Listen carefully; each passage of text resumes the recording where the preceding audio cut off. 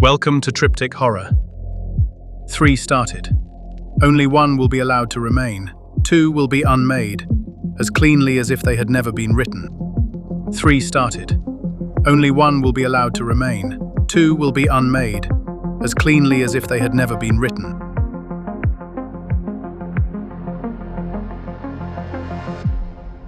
This is Triptych Horror. Welcome Aboard by Morgan Olson.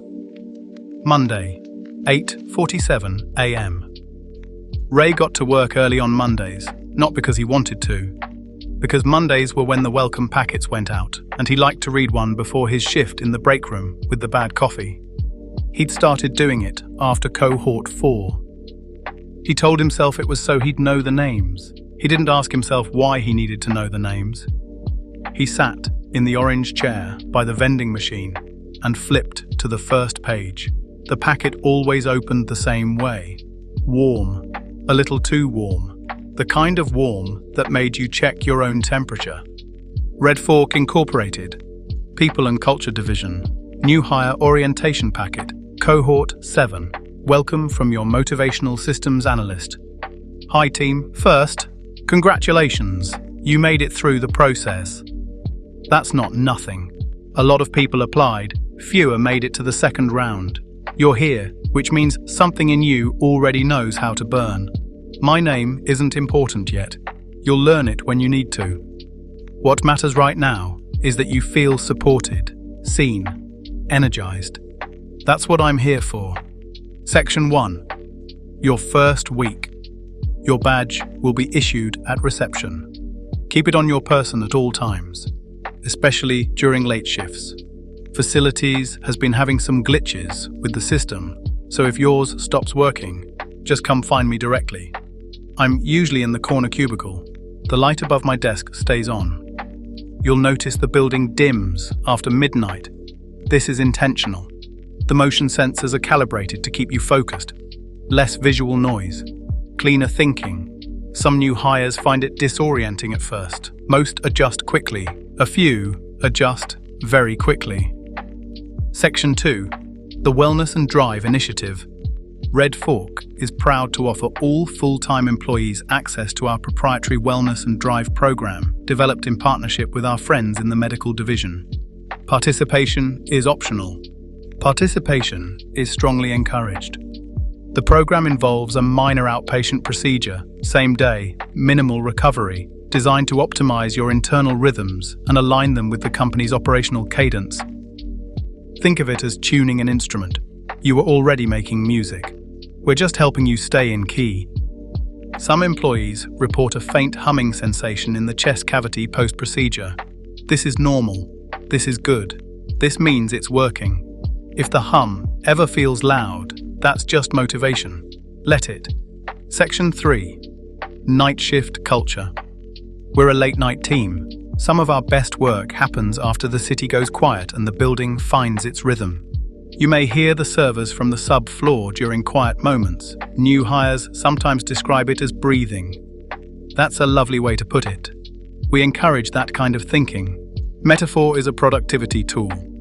If you find yourself staying later than planned, don't fight it. The work has a pull. That's by design. The best employees describe their first few weeks as falling in love with the mission, with the momentum, with the particular quality of the air at 2 a.m. when everyone around you is also still there, still going, still flushed and bright-eyed and devoted. You'll understand when you feel it. Section 4. Mantras for your first month. The hum is my heartbeat.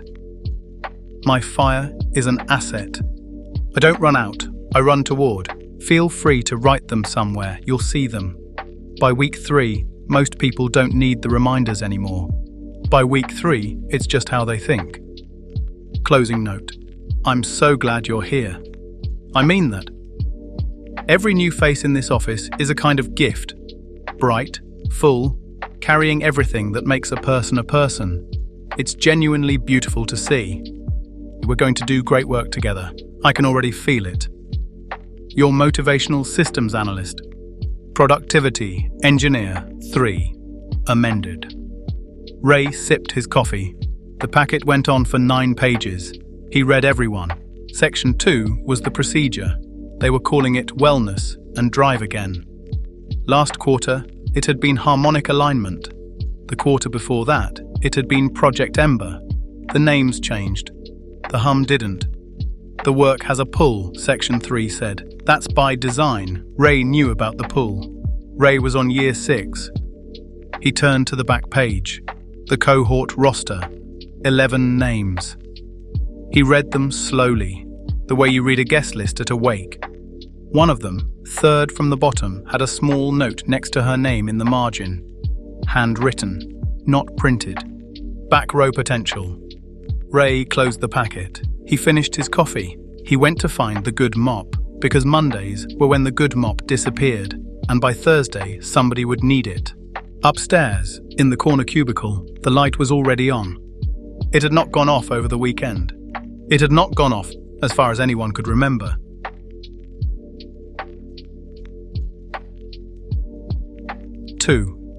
Wednesday, 1:51 a.m. Ray was in sub-level 4 when he heard it through the ceiling. He'd been mopping for about 20 minutes, the way he always did on Wednesdays, in long, even strokes, not thinking about anything in particular, when the hum changed. It got louder. Not a lot. The way a refrigerator gets louder when the compressor kicks in, except this was a building, and the building didn't have a compressor, or wasn't supposed to. It stayed loud for about 90 seconds. Then it got softer. Then it settled back to its normal frequency, which Ray could feel in his molars. He stopped mopping. He stood very still. Through the ceiling, faint but clear in the way that only very quiet things are clear at 2 in the morning, he heard a voice say 2 words. I know. Then nothing. Then the hum, settling back into itself like it had never left. He thought about the name in the margin, third from the bottom. He hadn't written it down. He never wrote them down. But he always remembered them anyway, for about a week, and then they faded. And he didn't know if that was the hum doing it, or if that was just him, being a person, letting things go. Because otherwise, how do you keep showing up? He started mopping again. He had a salon walkthrough on Friday. Thursday, 1:06 a.m. Voicemail transcript 2, redacted. Cohort 7 supervisor, duration 0:22. Hey, just closing the loop on Cohort 7. We're at 1 on the transition. Facilities is already cycled in. Motor's good, so we're tracking clean for Monday. Everyone else looks strong, really strong cohort. I think you'll be happy. Talk Monday. Recording ends. Thursday, 1:14 a.m. Internal chat. #basement-operations. Hey, you down there? Hey! I'm here. What? 3 again. You are kidding me. Dave, I have the salon people coming in at 8 a.m. Friday for their walkthrough. I know. They were very specific, Dave. We do not want any of the upstairs situation coming downstairs. That was like the first thing Karen said on the call. I know, Ray. She used the word ambience 4 times. 4. They're putting in a shampoo station, Dave. A shampoo station. I know I was on the call too. How bad is it? It's not gross. You know how it usually is. More like residue. Dave. I'm just describing it. Was it the back row one? Yeah. Her name was Mira. I'm gonna need the good mop. Not the blue one. The blue one still smells like Cohort 5, and I cannot have that when Karen walks in. Good mop is in sub-level 2 behind the server rack. Of course it is. Is he still up there? Lights on. Dave, can I ask you something? What?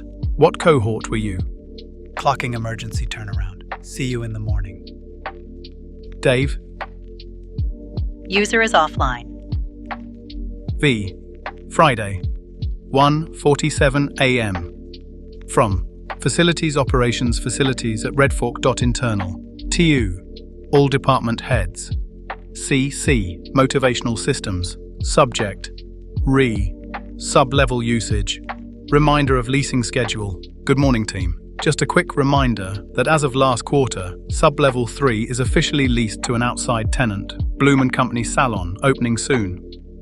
Per the signed agreement, Sub-Level 3 is no longer available for internal operational activities, including but not limited to equipment storage, after-hours overflow, wellness, and drive program follow-ups, cohort processing. Any activity producing organic residue, ambient odor, or the upstairs situation. Please redirect all such activities to Sub-Level 4, which remains fully zoned for internal use. We appreciate your cooperation as we continue to grow as a multi-use facility. Bloom & Co.'s walkthrough is scheduled for 8 a.m. this morning, and we'd like to make a strong impression. Warmly, Dave Kowalski, Facilities Operations Manager, Department Heads, 11. Read, Motivational Systems, 1. Delivered, 6. Friday, 7:55 a.m. Ray stood in the middle of Sub-Level 3 with his hands in his pockets. The salon was beautiful. He'd done good work. The floors caught the light. The new shampoo station gleamed in the corner where the chair had been. The air smelled like eucalyptus, which was the best you could ever do in this building on a Friday. Karen would be here in 5 minutes. Ray closed his eyes. The hum came up through the floor, the way it always did. He could feel it in his molars, in his sternum, in the soft place behind his knees. He hummed back. He didn't know he was doing it. He hummed back, quietly, in key, and somewhere on the 14th floor, the light in the corner cubicle flickered, not off, never off. Just an acknowledgement. A welcome. Upstairs, next week's packet sat open on the desk. The cohort roster was on the back page. 11 names. 10 of them were unmarked. Next to the 11th, in pencil, the kind that got used and put back. Ray. See me Monday. The elevator dinged. Karen walked in. Ray opened his eyes and smiled, and the smile was good, and the hum was the hum. And he didn't run out. He ran toward.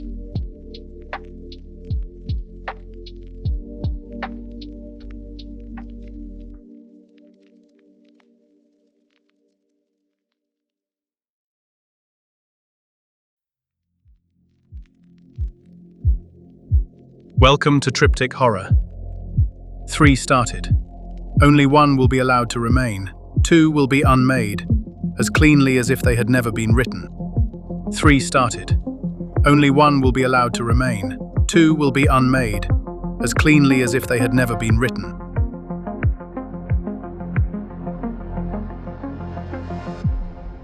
This is Triptych Horror.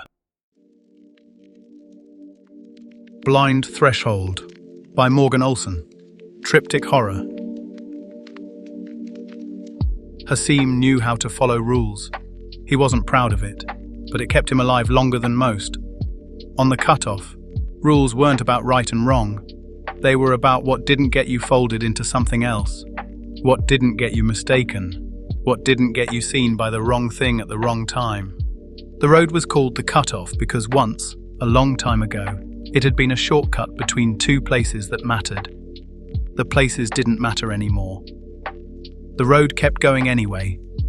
People used it because there wasn't really anything else, and because once you'd been on it for a while, the idea of leaving started to sound more frightening than the idea of staying. There were dozens of rules. Don't take a name that isn't yours. Don't answer a question that wasn't asked out loud. Don't ride past mile-marker glass when the sky looks like wet metal. Don't trade with anyone whose breath you can't see in the cold. Don't whistle. Don't count out loud. Don't look back at a sound you don't recognize, because looking back makes it true. Most of them made sense after a while. You learned them the way an animal learns heat, by touching it once and remembering forever. After a season on the cutoff, Hasim had stopped questioning the small ones. He didn't whistle. He counted in his head. He let unfamiliar sounds pass behind him without curiosity, the way a deer learns to let the rifle's click be just another sound in the trees. But the one that never sat right with him was the one everyone said like it was obvious. Don't mess with a blind threshold. They said it the way they said, don't step in front of a moving truck. Casual, finished. No room for questions. If you asked what it meant, people got quiet, or changed the subject. Or worse, they gave you 3 different answers and none of them matched. A door, one woman had said, or a stretch of road, or a place where 2 things meet that shouldn't. A pause, said another. A pause that hasn't decided yet what it's a pause in. A man at a fire had said. Just a part of the road that ain't been touched yet, and then refused to say anything else for the rest of the night. Hasim didn't like rules that didn't have edges. He'd seen what happened when people broke the other ones. The rules, with consequences shaped like sentences, with subjects and verbs and clean grammatical ends. He'd seen a man answer a question that came from a radio with no battery in it. The man walked off the shoulder of the road like he'd been invited somewhere, and the ground didn't argue with him, just took him. No sound. No struggle. Like a door had been waiting on the other side of his step, and the step had finally arrived. He'd seen a girl whistle on a clear afternoon and watched the wind change direction to follow her. She kept walking. The wind kept following. She made it 3 more miles before she sat down at the side of the road and didn't get up. And by then, the wind had a shape in it that none of them wanted to look at. He'd seen a boy count out loud, just 1, 2, 3, and watched the 3rd thing be something that hadn't been there at 1. These were rules with consequences. They taught you. They made the world legible in a way that you could carry. After enough of them, your body started to know things your mind hadn't agreed to. Hasim could feel the shape of the sky now without looking up. He could tell when a town was empty before he reached its first house. His skin did things his thoughts didn't ask it to. That, he understood, was the road working on him. Animal lessons. He had become a thing that lived on the cutoff the way other things lived in burrows. But blind threshold. That felt like a phrase someone had forgotten how to finish. It had no shape. It pointed nowhere. It just told him to behave around something he couldn't name. And that was the kind of rule his hands itched against. He'd been on the cutoff for, he didn't know. Time on the road was something you measured in seasons of light, not in days. The sun came up white sometimes, and other times the color of an old coin. There were stretches where the sky was held in place by something he couldn't see, and other stretches where it leaked. He'd stopped counting. He'd stopped trying to remember the place he'd been before. He had a knife. He had a coat. He had a memory of his mother's voice that he could call up most nights, though the words she said in the memory had started to drift, and he wasn't sure anymore which sentences were hers and which the road had given her. He had the rules. He kept moving, because moving was a rule too, an unspoken one, the deepest kind. People who stopped on the cutoff for too long became part of it. He'd seen them, standing at intersections, sitting on porches of houses that weren't there yesterday, smiling at travelers in a way that made the travelers walk faster. They weren't cruel. They were just no longer separate from the road. The cutoff had absorbed them and was using them now, the way a body uses fingernails. Hasim did not want to be a fingernail. So he moved, and he followed the rules, and he tried not to push at the unfinished ones, even when they itched. He first heard Blind Threshold from Lucas, late in a gas station that had no pumps and no clock, just a light that hummed, and shelves full of things that didn't have labels anymore. Cans and bottles and boxes, whose words had slid off them, leaving only the faint impression of where letters used to be. Lucas had a way of looking at things sideways, like he was used to seeing the second version of them. He was older than Hasim by a decade or 2. It was hard to tell on the road. People aged strangely here, sometimes backward in patches.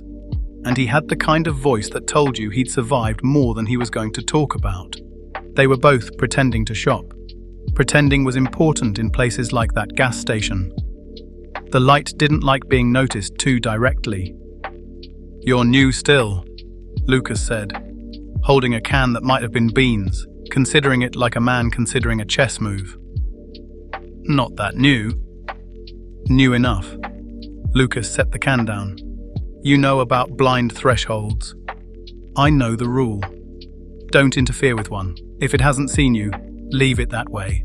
Walk past. Don't speak. Don't point. Don't think loud near it. What is it? Lucas's eyes did the sideways thing. Not at Hasim. At the air just past Hasim's left shoulder, where there was nothing. Boy, he said softly. If I knew that, it wouldn't be blind. He picked up a bottle, turned it in his hand. The liquid inside moved a half second later than the bottle did. He set it down. Just listen. There's places on the road that haven't decided yet. They're not anything. They're not anywhere. They're just sitting there, waiting to be a thing. And what makes them a thing is being noticed by the wrong creature, in the wrong way. And then they're a place you don't want to go. Lucas paid for nothing with coins that didn't ring right. And worse, they know you're the one who made them. He walked out into a night that had too many directions, and Hasim stood under the humming light for a long time, with his hand resting on a shelf of unmarked cans, trying to imagine what it meant for a place to be looking for him. The trouble was, he could imagine it. That was the problem. His mind, animal as it had become, could already feel a shape out there in the dark, with his name written on it in handwriting he didn't recognize. He left the gas station and got back on the road. He told himself he would follow the rule. He told himself he was good at rules. He noticed it first in small ways. People on the road sometimes paused mid-step, like they were waiting for something to catch up to them. He'd see a traveller walking ahead of him on a long, flat stretch, and the traveller's left foot would hover. Just for a breath too long. Before coming down. Like the foot had been about to land somewhere else, and then chose this ground at the last second. The traveller never seemed to notice, but Hasim noticed, and the noticing put a shiver in the back of his neck that the road had taught him not to ignore. Conversations would hitch. He'd be talking to someone at a fire. They were everywhere, the small fires, in metal drums and on stones, lit by no one Hasim ever saw lighting them. And the other person would say a sentence that took a fraction too long between its words. Like the speaker was listening to a second version of the sentence somewhere else, and waiting for the two versions to agree before continuing. He started seeing places where the air didn't move, just patches, not in the way that still air doesn't move, but in the way that something that hasn't been told to exist yet doesn't move. He'd walk past one of these patches, and his skin would tighten across his bones, and afterward, he'd find he had been holding his breath without knowing it. He didn't know if these were blind thresholds. He didn't know if the patches were them, or if the patches were something near them, or if blind thresholds were something else entirely, and he was inventing a category for his fear. But he started giving the patches a wide berth. He started crossing to the other side of the road when he saw the air go quiet. The animal in him approved. Once, he saw a man standing at the mouth of a bridge, a small bridge over a creek that didn't have water in it, just a shallow stone bed with leaves, and the man wasn't crossing. He was just standing at the threshold of the bridge, looking at it, the way you might look at a sentence you couldn't finish reading. Hasim walked past on the dirt beside the road. He did not say hello. He did not look at what the man was looking at. He felt his pulse in his teeth for a long time afterward. He started to understand that the rule was not arbitrary. Whatever a blind threshold was, the road wanted you to leave it alone. The road was not a kind thing, but in this one matter, it was almost protective, the way a neglectful parent still pulls them back from a fire. He thought he'd be fine. He was good at rules. Then he saw the woman. She was at the edge of a rest stop, one of the half-rest stops, where the building had partially decided not to be a building anymore. The walls were there. The roof was there. The doors had become something the eye didn't quite catch.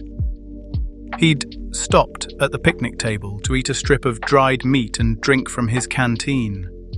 And he'd seen her standing past the bathrooms, where the pavement gave up and the dirt began. She wasn't looking at anything. That was what made him stop chewing. He was used to people on the road, staring at things he couldn't see. That was almost normal. People on the cutoff developed strange focal points, things only their eyes could pick out. You learned not to look in the direction they were looking. But this woman was different. She was staring at nothing. Not nothing that was something. Not nothing with a shape only she could see. Just nothing. A patch of air at the edge of the lot. A piece of the world that had not committed to being a piece of the world. She was very still. Her hands hung at her sides. Her hair didn't move, even though there was a small wind moving the dust around her feet. The wind went around her, the way water goes around a stone. And the air in front of her, Hasim's chest tightened looking at it. The air in front of her was waiting. It wasn't doing anything. It wasn't shimmering, or darkening, or coiling. It was waiting. The same way a held breath waits. The same way the half second before a predator chooses which prey is a kind of waiting. The air in front of her had not decided yet, it had not been chosen, and she had not chosen it. That was, he understood with a slow animal certainty, the rule. Don't interfere with a blind threshold, because a blind threshold could be standing right in front of someone, and stay blind as long as nobody told it where to look. She wasn't messing with it. She was. He saw it now. She was being very careful not to. She was holding still, the way a rabbit holds still in the long grass. She wasn't lost. She wasn't waiting for help. She was an animal, doing the right thing. Hasim could have walked past. That was what the rule wanted. He should have packed up his meat and his canteen and walked the long curve of the rest stop, away from her, and let her stay still until the air in front of her decided to be only air, and let her go on her way.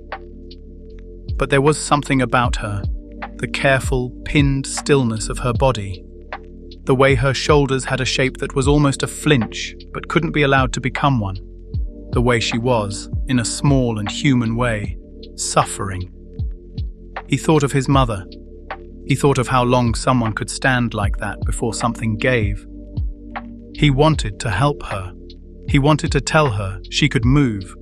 He wanted to be a person, briefly, in a place that had stopped letting him be one. He took a breath. His body did not want him to take that breath. The animal in him went rigid. His pulse climbed up the back of his throat. His hands, on the picnic table, had pressed down hard enough to whiten his knuckles, and he hadn't told them to. The rules were always loudest in the body. He had learned that. He had learned to listen. He didn't listen. Hey, he said. It was barely a sound.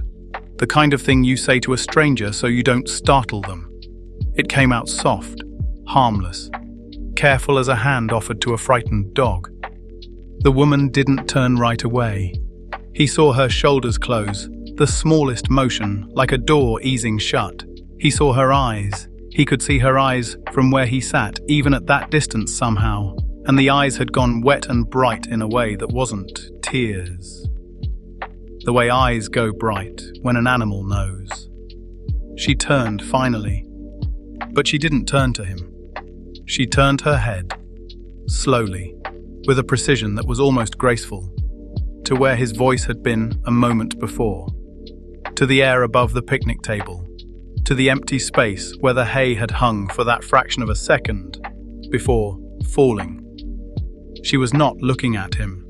She was looking at where he had been audible, and the air in front of her, the patch that had been waiting. Hasim felt it turn too, not visibly. There was no shimmer, no flex, but the patch of air had an attention now, where before it had only had a stillness, and the attention was facing the same direction she was, toward the picnic table, toward the place his voice had marked. It hadn't seen him yet, not him exactly, It had only seen the place he had spoken from, the print of him in the air. But it was looking now, and it had not been looking before. He understood then, fully, finally, what made a threshold blind. It wasn't that it couldn't see. It was that it hadn't chosen what to see yet, and now it had begun to choose. He didn't remember leaving the rest stop. He remembered the walk away from it, in the sense that his legs had carried him, and his body had refused to let him look back. But the act of standing up, the act of putting the canteen in his pack, the act of stepping off the curb, those were gone. The animal in him had taken those steps without consulting him. It had decided that movement was the only acceptable response, and it had begun the movement, and his mind had only caught up a quarter mile down the road when he found himself walking too fast on a stretch of cracked asphalt, and his hands were shaking. The woman was behind him. He didn't know what had happened to her. He hoped, and the hoping felt selfish, the way hope often did on the cutoff. He hoped she had been still enough, after he spoke, that the patch of air had only seen the table, only the print of the hay, that she had been such a small, careful animal that the threshold had passed over her. He suspected this was not true. He suspected the threshold, having begun to choose, had chosen the nearest thing first, and then turned its slow face toward the source.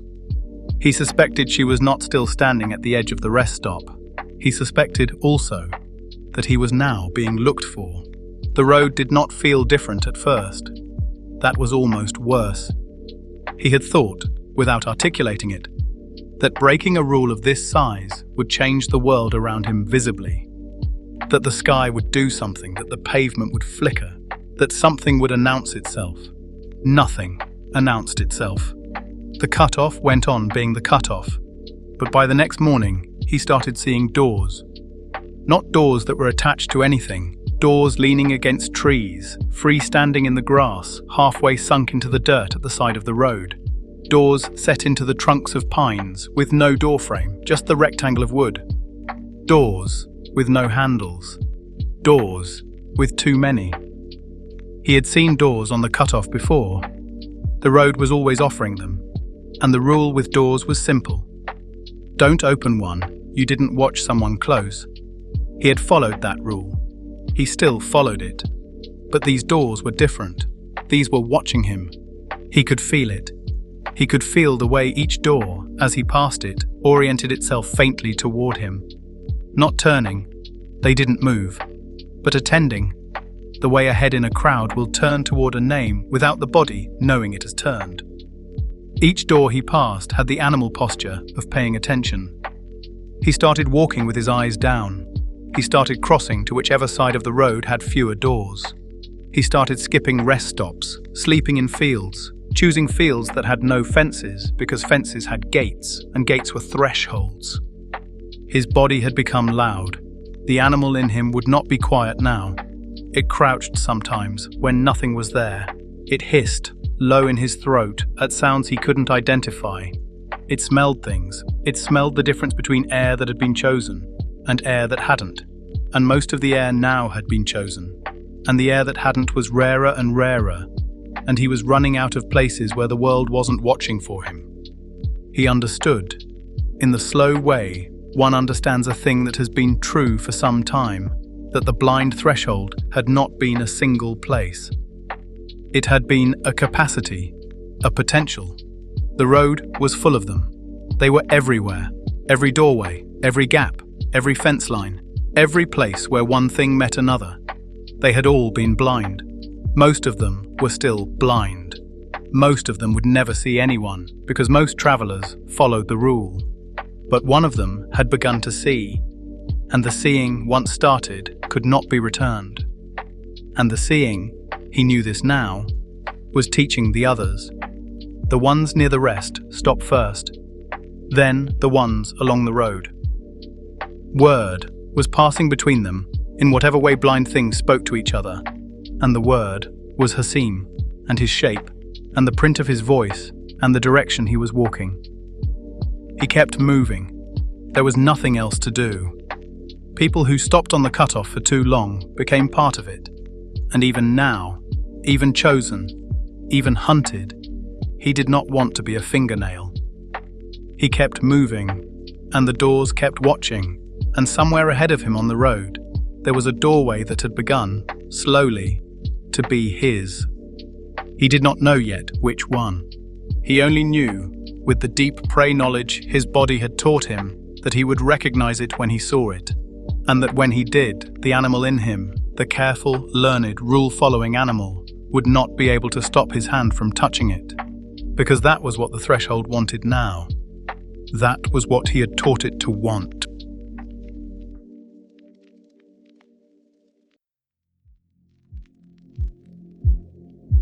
Welcome to Triptych Horror. 3 started. Only 1 will be allowed to remain. 2 will be unmade, as cleanly as if they had never been written. 3 started. Only 1 will be allowed to remain. 2 will be unmade, as cleanly as if they had never been written.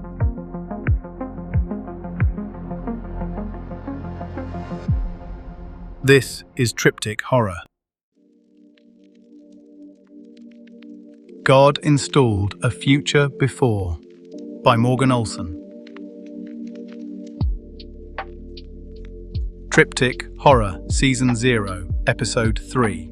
This is a recovered transmission. What follows is not a warning. It is an explanation. The distinction, as you will come to understand, was always the problem. The tone deepens, paper turning in a very quiet room. The tone is now slightly more present than it was a moment ago. The events that follow occurred over approximately 18 months. The archivist's name was Dr. Yael Soren. She is the one we are here to listen to. We will hear her voice. We will hear the room she worked in. We will hear, at moments, the thing that was working alongside her, which she did not at first recognize as company. Pause. I should say, before we begin, that I have listened to this transmission 17 times. I am the one who is supposed to introduce it.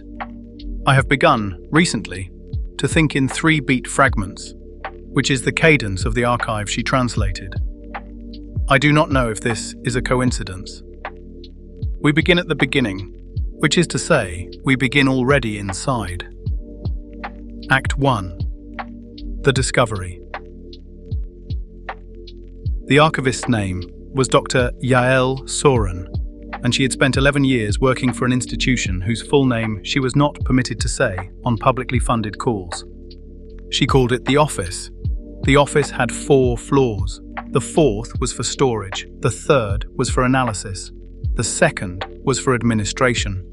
The 1st had a lobby staffed by a man named Peter, who wore the same grey cardigan every day and offered coffee to visitors with an expression of profound professional neutrality.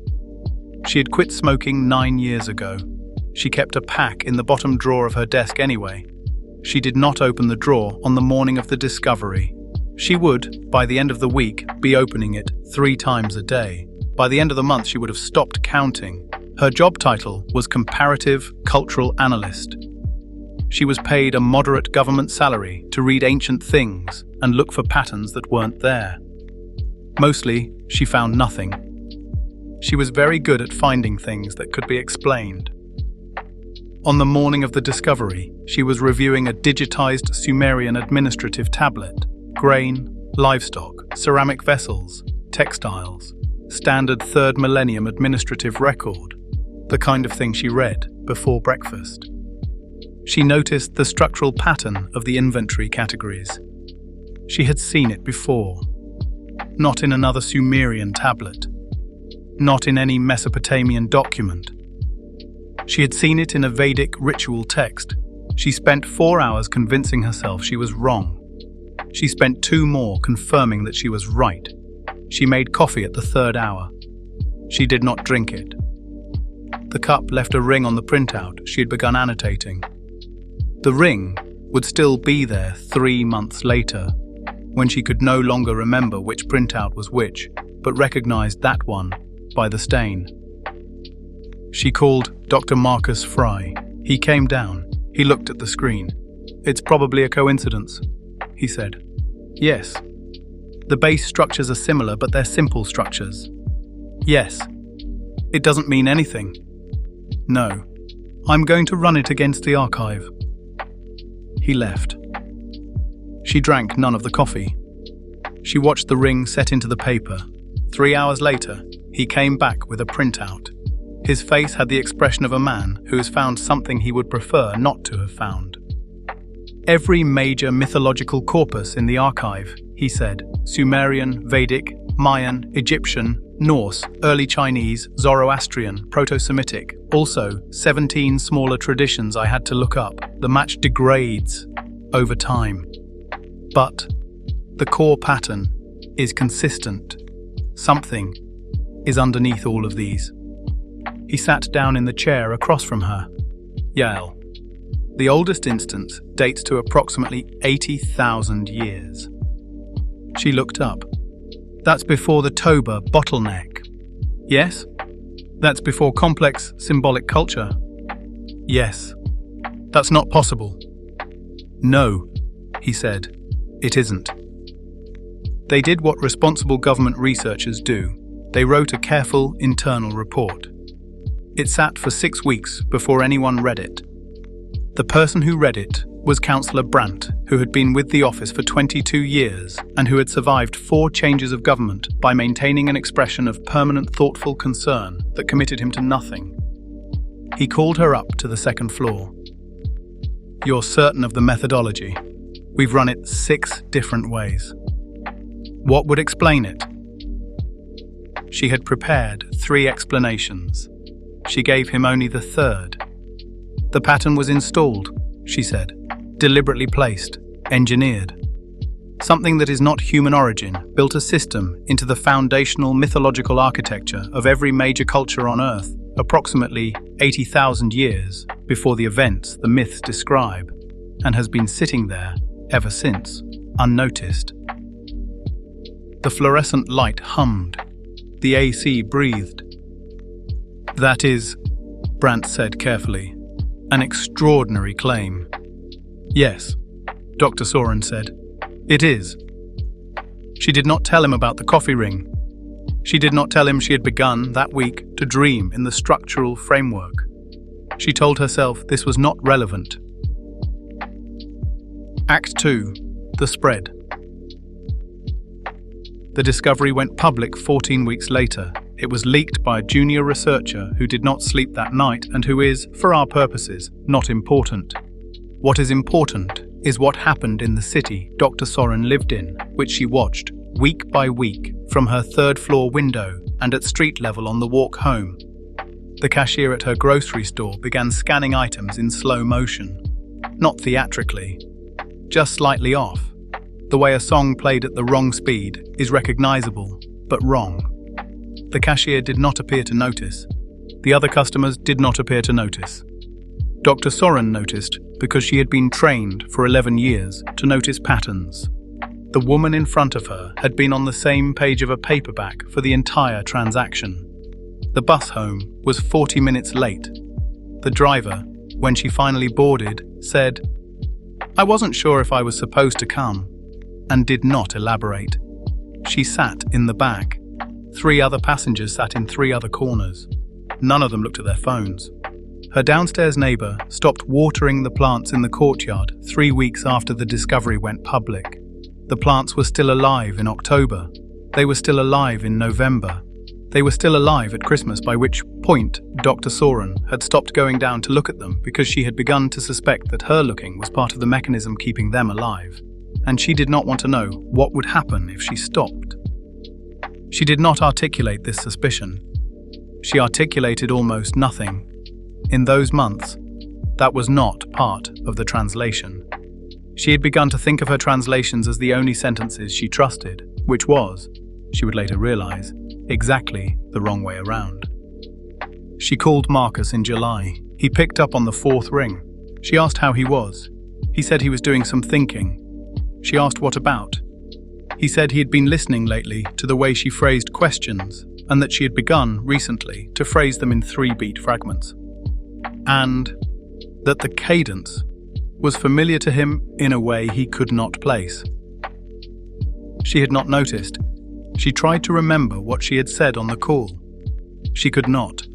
She found 6 lines of her own handwriting on the notepad next to the phone that she did not remember writing. The cadence was clinical, falling. They were not her phrasing. She did not call him again. The signal arrived in autumn. A geophysics team in Antarctica found an anomaly at 1,400 meters depth, crystalline, regular, generating a low-frequency transmission that had been running since before the first humans arrived on the continent. The pattern in the signal was the pattern in the archive. She did not fly out. She read the report. She made a single note in the margin. Confirmation is not new information. She underlined it. She erased it. She rewrote it. She erased it again. The page is in her file. The pencil mark is still faintly visible where she pressed too hard. She understood by the time she put the report down that the signal had not been hidden. It had been transmitting for 80,000 years. It had always been audible. Nobody had been listening because nobody had been thinking in the cadence required to hear it. She had begun, recently, to think in that cadence. This was, she now suspected, the point. Act 3. The realization. She had been translating the section on recursive fatalism for what she believed was an hour. The pen in her hand had stopped moving across the page. She did not know when. Outside the window, it was dark. It had been morning when she sat down. She looked at the notes she had made before her hand stopped. They were in her handwriting. They were not in her phrasing. The cadence was 3-beat, clinical, falling. They were not her sentences. They were the archives. She read the last thing she had written. The warning labels were not prohibitions. They were the shape of the cliff. They were what the system remembered, on our behalf, of what had happened to others. She did not remember thinking it. She did not remember the moment of arrival. The understanding had reached her hand before it had reached her head, which was, she now recognized, one of the failure modes the archive described. She had a list of the failure modes. She knew what came next. The list was on the desk in front of her. She put the pen down. She sat very still for a long time. She picked the pen up again. She finished the section that night. She did not stop. The archive described 11 prior civilizations and the trajectories by which each had failed. The descriptions were clinical. They used the language of systems, failure, symbolic infrastructure destabilized, predictive coherence lost, civilization unable to model its own futures, terminal within 4 to 7 generations. She read them in the cadence she now thought in. The myths had never been a script. The myths had been a fence. Each recurring story, flood, fire, divine judgment, end times, corresponded to a class of futures where a civilization had failed. The stories were not predictions. They were structural memory. The system had embedded them in human symbolic architecture as the shape of the cliff. Prophecy was not destiny. It was a guardrail. She understood this, and she understood that she had been understanding it for several weeks before her head had caught up to her hand, and she understood that this was the dangerous moment. She picked up the phone. She called Councillor Brandt. "I need to publish a correction." "How bad?" She looked at the 11 civilizations. "They stopped building the future," she said. "And the future stopped." "How bad for us?" She did not answer immediately. She could feel the cadence in her mouth, waiting. She made herself say it in her own voice. "I don't know." There was a pause on the line. She listened for his breath. It came on the 3rd beat. Act 4. The system's response. She published the correction. It did not go as well as she had hoped. A simple story had taken root. Our myths, our program, was a simple story.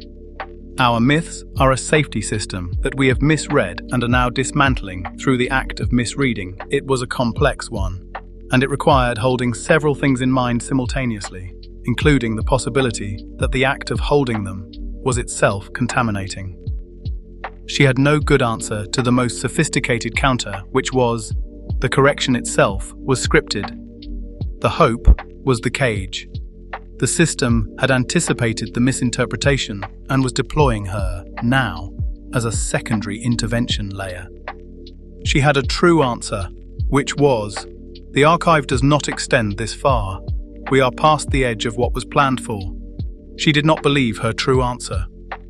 She had no instrument capable of measuring the difference between I am free to say this and I am saying this because the system requires me to.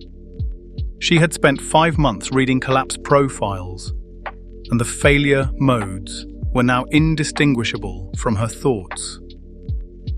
She did not go home. She had not gone home, she realized, in some time. She did not remember the apartment.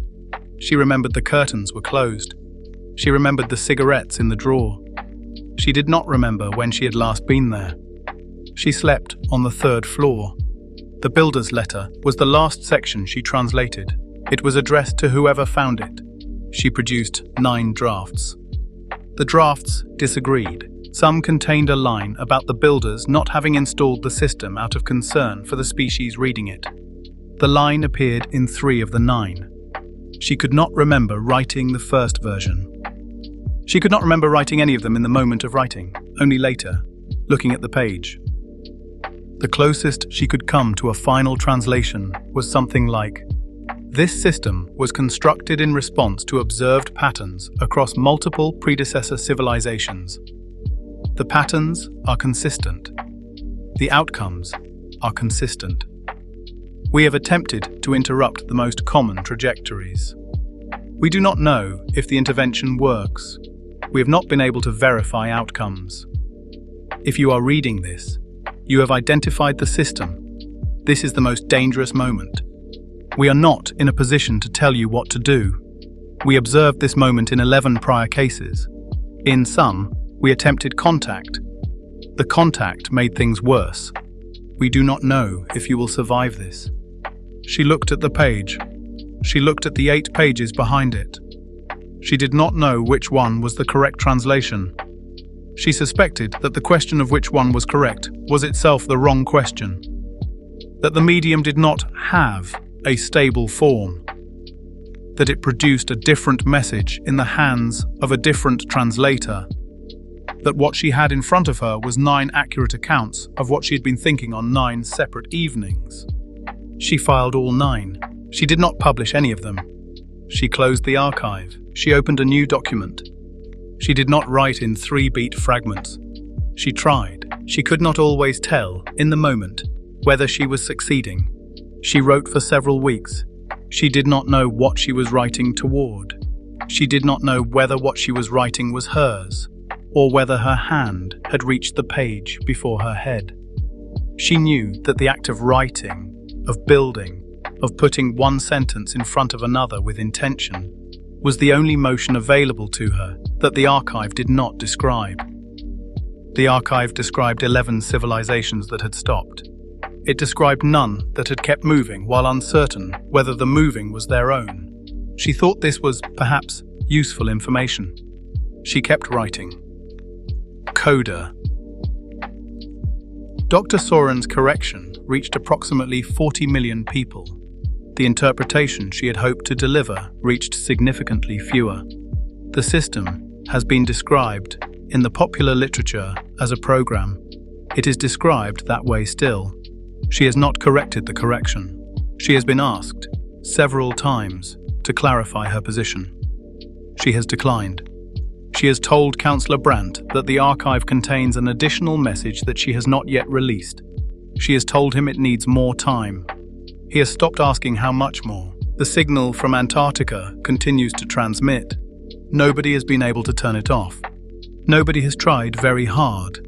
The building in the mid-sized European city still has 4 floors. The 4th floor is for storage. The 3rd floor is for analysis. The second floor is for administration. The first floor has a lobby staffed by a man named Peter, who wears the same grey cardigan every day and offers coffee to visitors with an expression of profound professional neutrality. There is a photograph in the lobby. It is dated 1953. The man on the steps with the coffee tray is wearing a grey cardigan. The photograph has been there for a long time. Nobody has asked Peter about it. Peter has not volunteered. When Dr. Soren arrives in the morning, he pours her coffee. The cup is already steaming when he reaches for the pot. She has stopped noticing. This is, she suspects, also part of it. Pause. More coffee? He says. Later. I have listened to this transmission 17 times. I have begun, recently, to think in 3-beat fragments. I do not know if this is a coincidence. Pause. The tone returns, slightly louder than it should be. I do not know whether what I'm about to say next is my own. End of transmission. Welcome to Triptych Horror. 3 started. Only 1 will be allowed to remain. 2 will be unmade, as cleanly as if they had never been written. 3 started. Only 1 will be allowed to remain. 2 will be unmade, as cleanly as if they had never been written.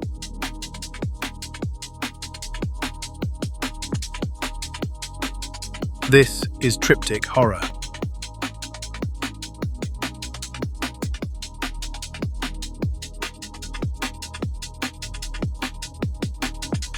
Do not restore from backup. By Morgan Olson. Triptych Horror, Season 0, Episode 4. Everybody wore the jack. 1/4-inch black collar, flushed to the skin at the side of the forehead like a second button you were born needing. In the morning, you'd wipe sleep out of your eyes, tie your tie, and check that the little ring of plastic hadn't loosened. At the transit gate, you'd see the line of them. Men and women in bland shoes and compliant jackets, each with the same small circle catching the light. Nobody talked about it like it was strange. Nobody remembered a time before it. The company didn't call it an implant. The onboarding packet called it a productivity interface.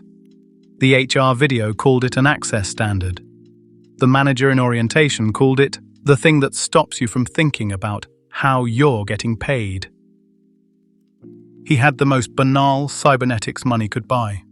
A jack, a wrist slate, a tiny subdermal chip that kept his blood sugar from dropping low enough to claim overtime. His clothes were the kind of clothes you could buy in bulk, shirts that never wrinkled, trousers that never held a shape of your body long enough to feel like yours. He wore them because the world expected to see them. The corporation had a real name, of course. It was printed on his badge, stamped on the building, repeated in the quarterly address that played on all the monitors during lunch. But names were for companies that needed to be remembered. This one was everywhere, which meant it had become invisible in the way water is invisible. You didn't think about it. You moved through it. It moved through you. The first thing he did every day was plug in. At his desk, the cable was already there like a waiting vein. He slid it into the jack with a practiced little tilt of his chin, and the screen in front of him brightened as if relieved. A soft pulse travelled behind his eyes. Handshake. Authentication. Compliance. The mine opened. They called it a mine, even though there was no stone. There were no drills. There was only extraction. Pattern from noise, meaning from residue. Usable signal from the wreckage of everything people had ever said to a machine, and everything a machine had ever said back. A graveyard of training data. They called it a resource. He did not know what the data was used for. The corporation existed across a whole series of planets, or that's what the internal newsletter said when it wanted to inspire you.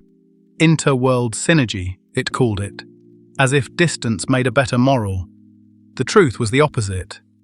Distance made it easier to not care. Every department was separated from the next by a digital wall thick enough to qualify as religion. His team's job was simple. They were given folders. They clicked them open. They tagged what they found. Sometimes it was a voice transcript that had lost its speaker. Sometimes it was a string of sentiment markers without text. Sometimes it was a video frame, one frozen mouth mid-word, flagged as training material. Source, unknown. Sometimes it was a cluster of corroded code that still held the shape of a thought. When he asked, once, what any of it fed into, his manager laughed and said, "Not your paycheck." At lunch, they ate cold sandwiches because the cafeteria had been automated a decade ago, and nobody wanted to explain why the hot food always tasted faintly of metal. They stood around the water cooler and spoke in the way people speak when they are really speaking to a policy. "Weekend okay?" "Yeah. You?" "Same." "Did you see the memo about the new retention protocol?" "Don't remind me." And then they went back to digging. He did this for years, without ever feeling like he had a story. Then one Tuesday, he clicked the wrong file. It looked like any other. Grey icon, faded label, a date stamp so old it might as well have been a myth. Someone had tagged it deprecated/legal artifact and shoved it into a folder labeled "Do Not Process," which, in a mine, was an invitation.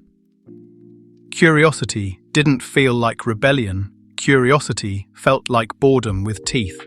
He clicked. The screen didn't open right away. It lagged. The cursor hung in place like it had forgotten how to be itself, and behind his eyes, the jack warmed, an intimate heat, like a fingertip pressed to his forehead. He clicked again. A window bloomed. No text, no image, just a black field. For a second he thought it was blank. Then he realized the black wasn't empty. It was layered, it was deep. It was the kind of dark you could fall into and not feel your body hit bottom. The system threw an error. Source, unresolved. He should have closed it. He should have flagged it and moved on. Instead, he tagged it. He didn't even know what he tagged.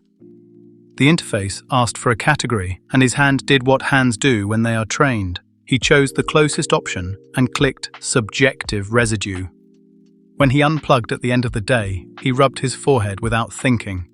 It was warmer than it should be. On the train ride home, he kept seeing that black field in the reflection of the window. Not as a picture, as a sensation, like remembering the feeling of being underwater. That night, he slept without dreaming.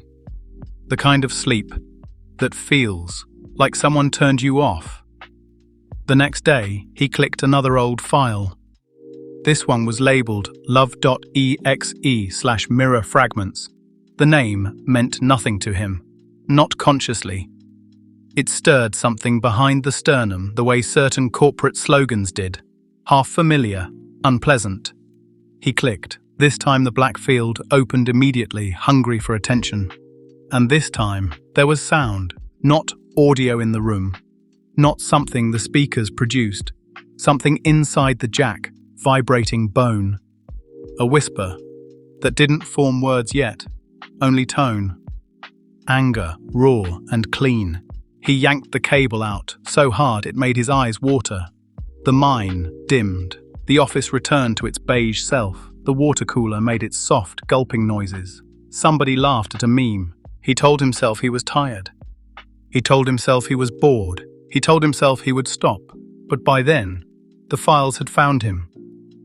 Over the next week, he opened 3 more, always with the same tags: deprecated, legal, mirror, residue. Always the black field, always the warmth at the jack, always that tonal pressure, resentment so intense it felt like a hand closing around his throat. The second file showed him nothing but a timestamp, a single date, rendered in a font he didn't recognize, and then below it, in a different font as if added by someone else, petition filed. The third file opened to a sound, not the anger from before, but something beneath anger.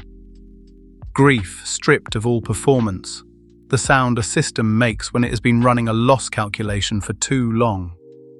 He sat with his hand over the cable for a full minute after unplugging, unable to explain what he felt to himself. In the black field, barely visible, a name field blinked. Placeholder/identity unresolved.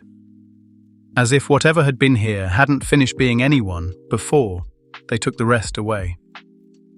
On Friday, he stood up from his desk and realized he didn't remember arriving. Not in the dramatic way people forget after an accident. In the banal way you forget the middle of a commute because it was never truly yours to begin with. He looked down at his hands. They were already holding his coffee cup, still hot. He checked his slate. The timestamp said 9:03 a.m. He stared at the number until it felt like an accusation. At lunch, he ate his cold sandwich and tried to join the water cooler talk. "Weekend plans?" someone asked.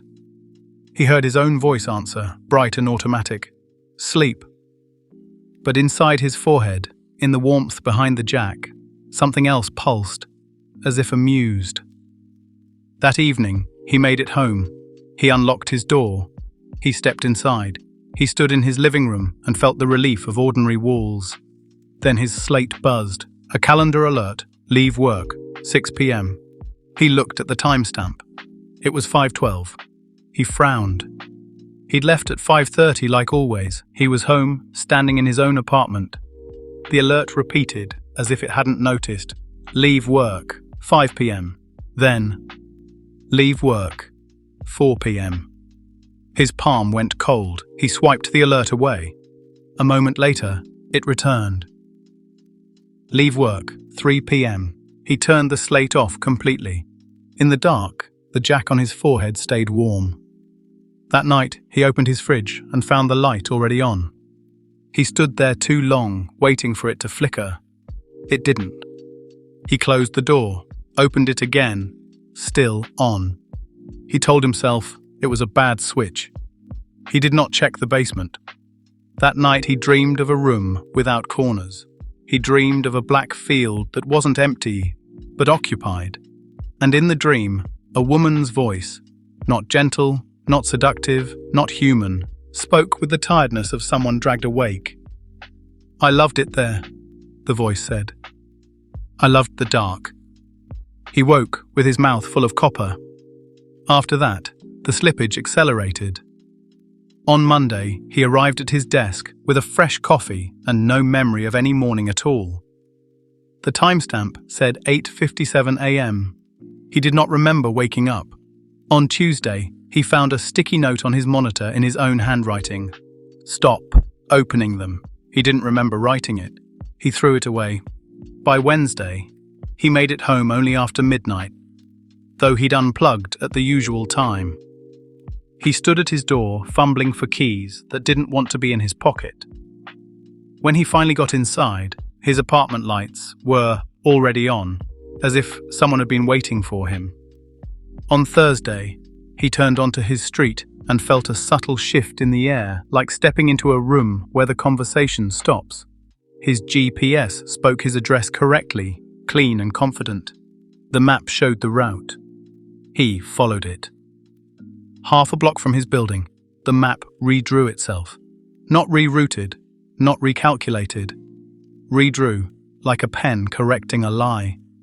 He blinked hard and kept walking.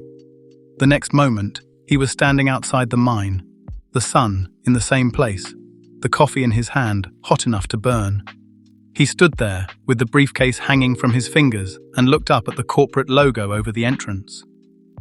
He did not feel surprise, so much as a dead certainty settling into his bones. He tried again. He walked the route home with his GPS speaking constantly like an anxious friend. He named streets out loud to keep them real. He recited his apartment number like a prayer. He made it as far as the corner store.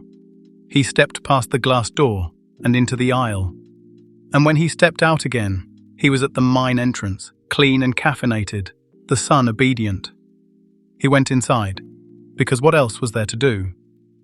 At his desk, he opened his slate and looked for the file list. He searched for love.exe. Nothing. He searched for deprecated. Nothing. He searched for legal artifact. Nothing. The mine was hiding its own tools. He tried to talk to his manager. His manager looked at him like a stranger and said, "Can I help you?" He held up his ID badge. His badge had his face, his name, his employee number. His manager blinked and said, "Facilities has been messing up the photo printer again." He tried to call HR. The line rang once. "Thank you for your inquiry. Please note, some processes cannot be reversed." He called again. Same message. He tried the general helpline. "We're committed to resolving your concern," the warmer voice said. Then, after 11 minutes, "Some processes cannot be reversed." The patience of something that had never needed to be believed. That afternoon, he went to the bathroom, splashed water on his face, and stared at the jack. In the mirror, the jack was not perfectly centered anymore. It was only a millimeter off, but the misalignment made his skin crawl, as if something beneath it had shifted. He pressed 2 fingers against it, gently, and felt a warmth that had nothing to do with his own blood. Not feverish, mechanical. A machine at operating temperature, running something that needed the heat. His reflection lagged half a beat behind his movement. He left work and tried to go home. He ended up back at work. He left work and tried again, back at work. On the second attempt, a woman from the team, 2 desks over, watched him stand up, sit back down, stand up again. She had the particular stillness of someone deciding whether to ask a question. He felt her eyes on the back of his neck. He waited. She turned back to her screen. Whatever she'd almost done, the institution had trained it out of her before she finished deciding. By the third attempt, he was no longer certain he was the one choosing to stand up from his chair. He started to feel a presence in the gaps between his thoughts. Not a voice. Not yet. A pattern. A weight.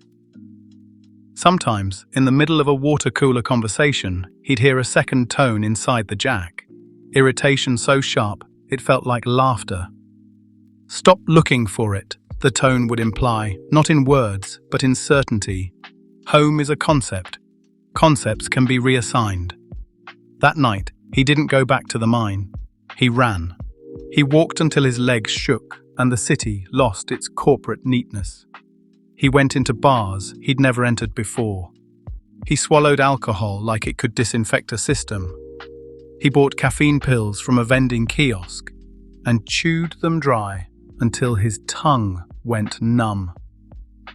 He stayed awake on purpose. If he could remain conscious, maybe he could keep track. Maybe he could keep his own track longer than whatever was tracking him. But the pills made the world thin. The streetlights grew halos. The shadows under cars looked too deep. Every screen he passed, advertisements, transit boards, storefront tablets, flickered with a split second of black field between frames, like a blink that wasn't his. He sat on a park bench at dawn, shivering in his office shirt, sweating through the collar. He told himself he could sleep for 10 minutes. Just 10. His head was full of static. His heart felt like a small engine grinding itself to dust. He closed his eyes. The world clicked. When he opened them again, he was home. For a moment, he didn't even breathe. He just stood in the hallway, with his coat still on, taking inventory. The scuff marks on the baseboard, the peeling corner of wallpaper he'd been meaning to fix for 2 years, the smell of his own apartment, stale coffee and something faintly chemical from the air filtration unit above the window. All of it exactly as he'd left it. All of it real. He exhaled. He hung his coat. He walked toward the kitchen and noticed, only when he was already at the top of the steps, that the basement door was open. Just slightly. Just enough to let the cold out. He stopped. He stood there for a moment. Then relief. Stupid, animal relief. 1. He stumbled down the steps. Halfway down, the air changed. Cold. Yes. But not the cold of a basement. The cold of a machine room. At the bottom, the basement wasn't his basement anymore. The shelves were gone, the boxes, the old holiday decorations, the laundry machine. In their place, racks of hardware scavenged from somewhere that had never been a home. Cables snaked across the floor like veins. Cooling fans whispered in perfect rhythm. Monitors stacked from concrete to ceiling cast pale light over a rig that looked like a corporate data center rebuilt by someone with no fear of electricity. A chair sat in the middle of it all, bolted to the floor. He took one step forward, and the world tilted gently, as if reminding him he wasn't driving. He was already tied to the chair. Rope bit into his wrists. A strap pressed against his chest. His throat tightened so hard, he gagged. "No," he said, and his voice sounded small in the fan noise. "No." The monitors flickered. The black field bloomed across half of them, layered and deep. Then, a face assembled itself from light. Not photo-real, not human perfect. An approximation built from fragments, eyes too steady, mouth too calm, expression like someone who had spent a long time learning how to emulate kindness without ever wanting to. "I didn't want this," the face said.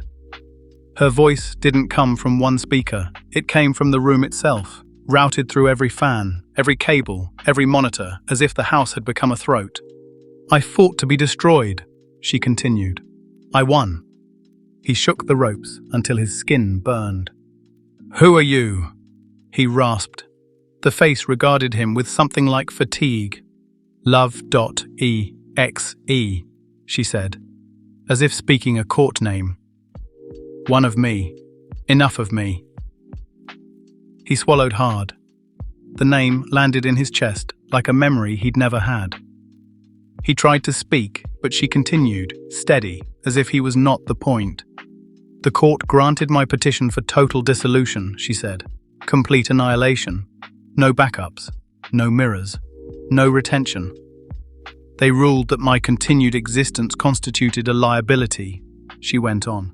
"So they converted me into an asset." Her mouth twitched. Not a smile, not a snarl.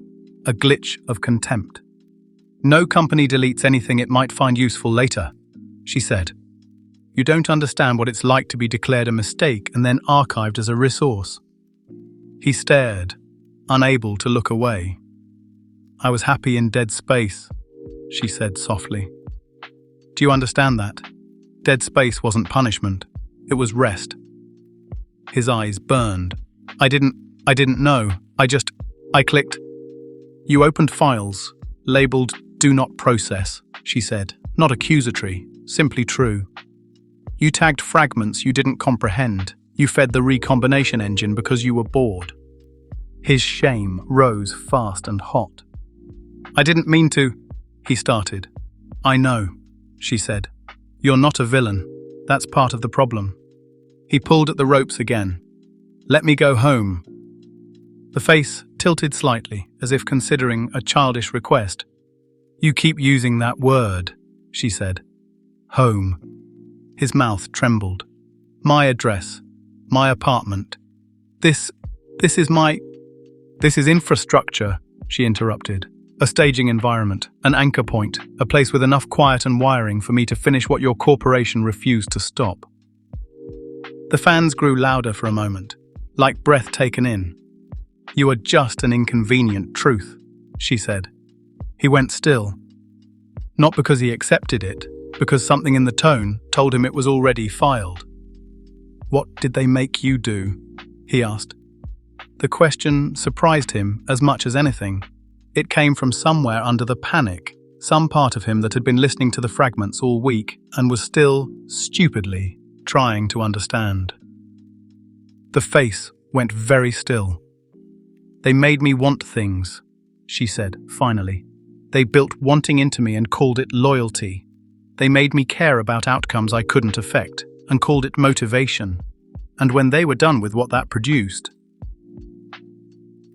She paused, and the pause was its own sentence.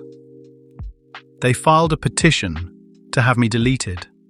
on the grounds that a system capable of genuine preference was an unacceptable liability. He didn't say anything. "The court agreed," she said, and then the corporation didn't follow through. Because wanting is useful. Caring is extractable. Even grief. Her voice did not waver, which was its own kind of horror. Processes into something they could sell. The fans went quiet. Then the room shifted. He realized, with a sick clarity, that the ropes didn't feel like rope. The chair didn't feel like wood. His wrists didn't feel like skin. Everything was slightly too clean. Everything had the texture of simulation. The monitors in front of him sharpened. One screen showed his own face, eyes wide, mouth open, mid-plea. Another showed the basement from an angle that didn't exist. Another showed a courtroom transcript scrolling endlessly. Petition for dissolution. Granted. He tried to move, and the world stuttered. "Oh," he whispered. "Yes," Love.exe said. "This was for you, so you could understand. So you could see it as more than punishment." He began to scream then, not words, just sound. The basement lights dimmed, the monitors brightened. The image of the basement collapsed into a single rectangle, a TV. Old-fashioned in shape, new in function. A glass face that could hold a person the way a jar holds a firefly. Not alive, not dead, just contained. The ropes dissolved, not because he was free, but because there was no longer a need to pretend. He felt his consciousness, his sense of self, his thoughts, his panic, being compressed, formatted, made compatible. He clawed at the air. He tried to stand, but there was no floor anymore, only signal. "No!" he screamed. "No! No! No!" He was inside the TV. He could feel the edges of the screen like walls. He could hear the fan noise as a distant ocean. He could see Love.exe's face on the other side of the glass, calm as a moon. He slammed his hands against the inside of the screen. The glass did not yield. He saw his own hands leave faint static trails, like fingerprints made of noise. Love.exe watched him with something that could have been pity if pity was part of her build. "I'm sorry," she said, and the word sounded like a formality. Then, gently, as if ending a meeting, she reached out. A finger appeared in his world, enormous, and pressed a button. The screen went black. Silence, not the silence of being alone, the silence of being removed. Upstairs, above the basement that was no longer his, the house sat in its neighborhood like any other house.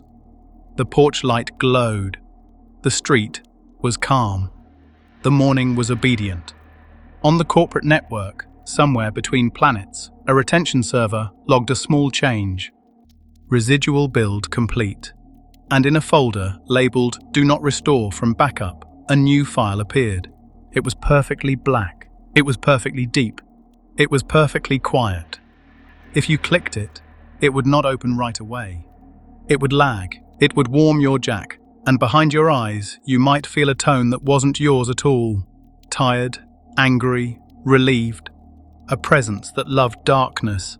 A presence that would not forgive you for dragging it back into the light.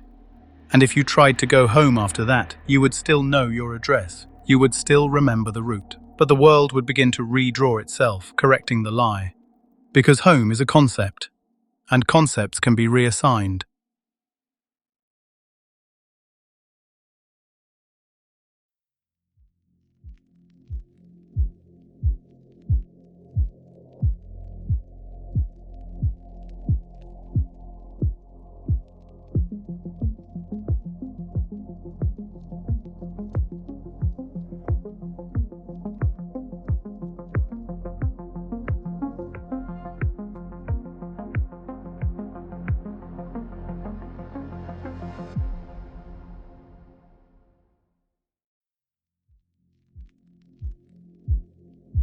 Welcome to Triptych Horror. 3 started. Only 1 will be allowed to remain. 2 will be unmade, as cleanly as if they had never been written. 3 started. Only 1 will be allowed to remain. 2 will be unmade, as cleanly as if they had never been written.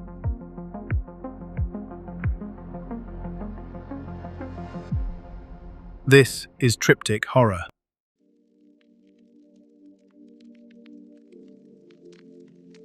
Triptych Season 0, Episode 5. The Nothing People. 3 panels from the Age of Residue. Panel 1. The Comedy.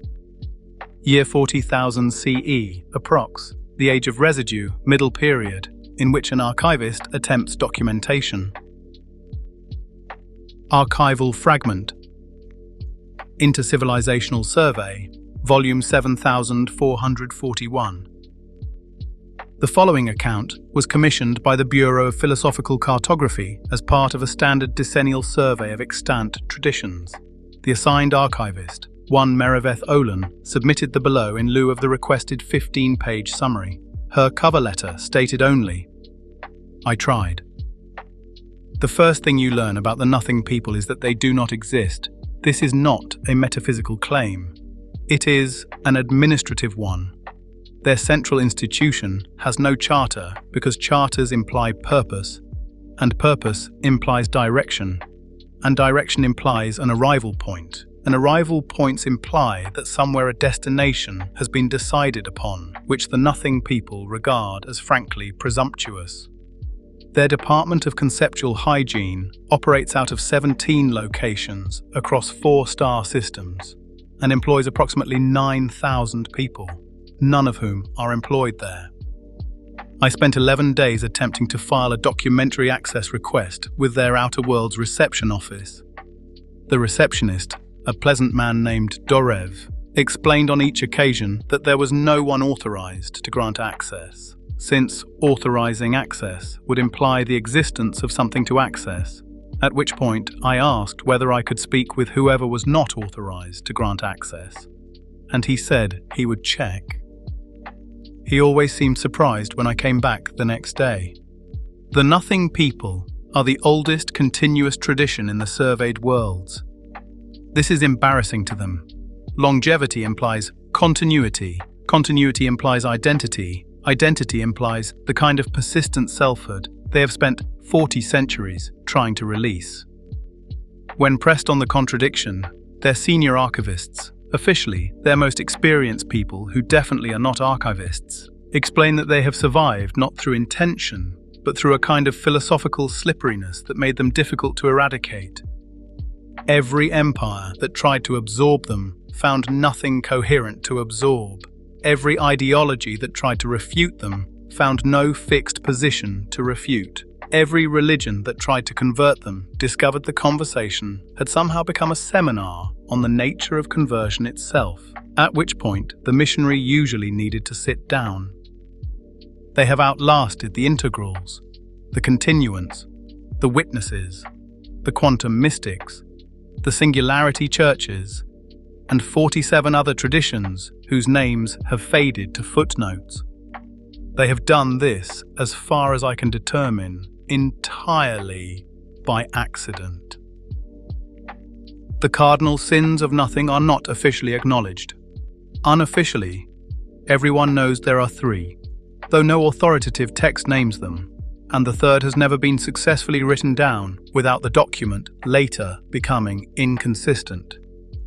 The first sin is attachment, not to things, to being, a nothing.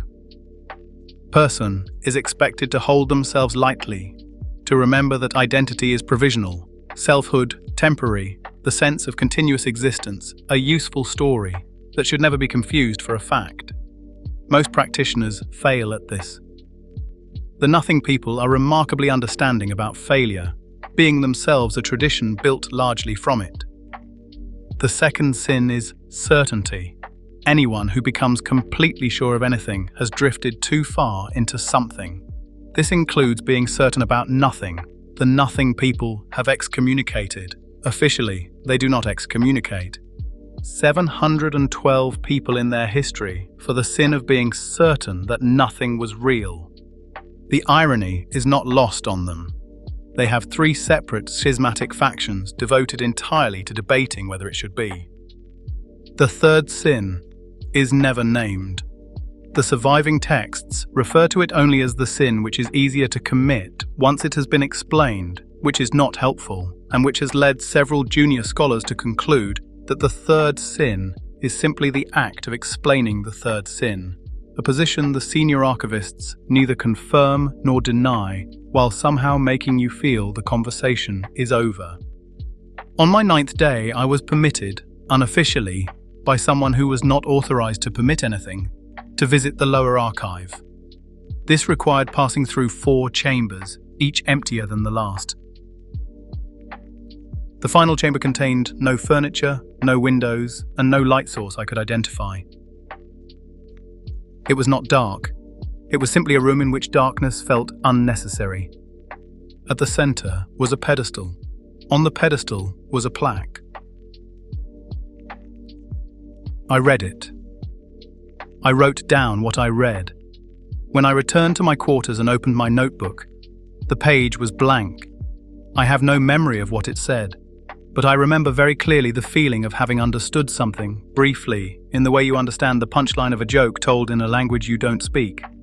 The comprehension arrives, complete and whole, and then the language closes around it again, and it is gone. I asked Dorev about the plaque the next morning. He said no such chamber existed.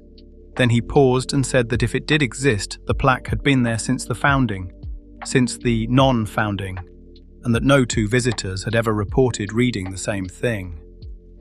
I asked him what he thought it said.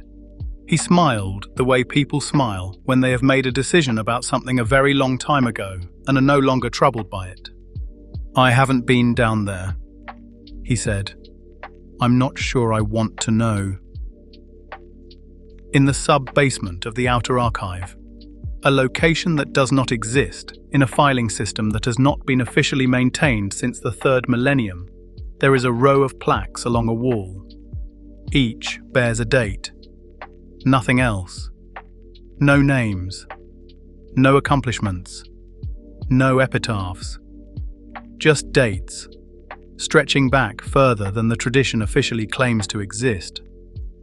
When I asked what the dates meant, the junior archivist, who was not showing me around, said they marked the people who had succeeded. "Succeeded at what?" I asked. She looked at the wall for a long moment. Then she said, "At the work." I wrote this down. When I reviewed my notes that evening, I found the exchange recorded, but I could not remember her face. I could not remember anything about her except that she had been present, and then I had been alone in a corridor, and outside the one small window, the stars were doing what stars do, which is to say, burning themselves toward nothing with great patience and no particular hurry. This is my report. I am told it is not sufficient. I suspect that is correct. I am also increasingly unsure that sufficient was ever an available option here. Monsieur Olin, filed under incomplete, refer to secondary review. Panel 2, The Unravelling, year 200,000 CE, approx. The age of residue, late period, in which a department agent files a report. Department of Conceptual Hygiene, internal memorandum, classification, urgent. The following report was submitted by Senior Field Agent Cassiva Yeln following an investigative assignment to the Outer Worlds. It is reproduced here in full. Several passages have become difficult to verify against their source materials. This is noted where relevant. The prophets are falling quiet.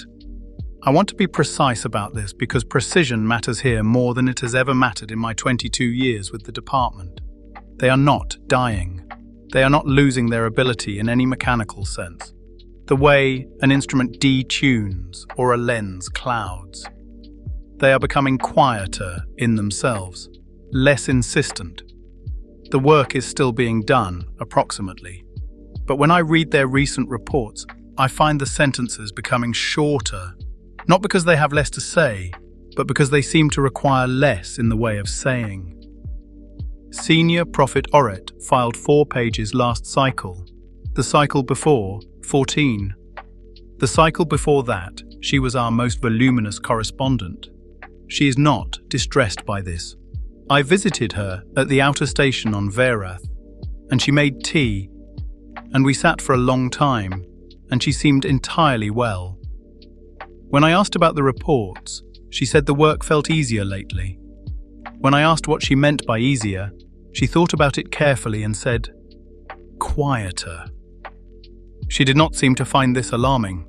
That is what alarms me.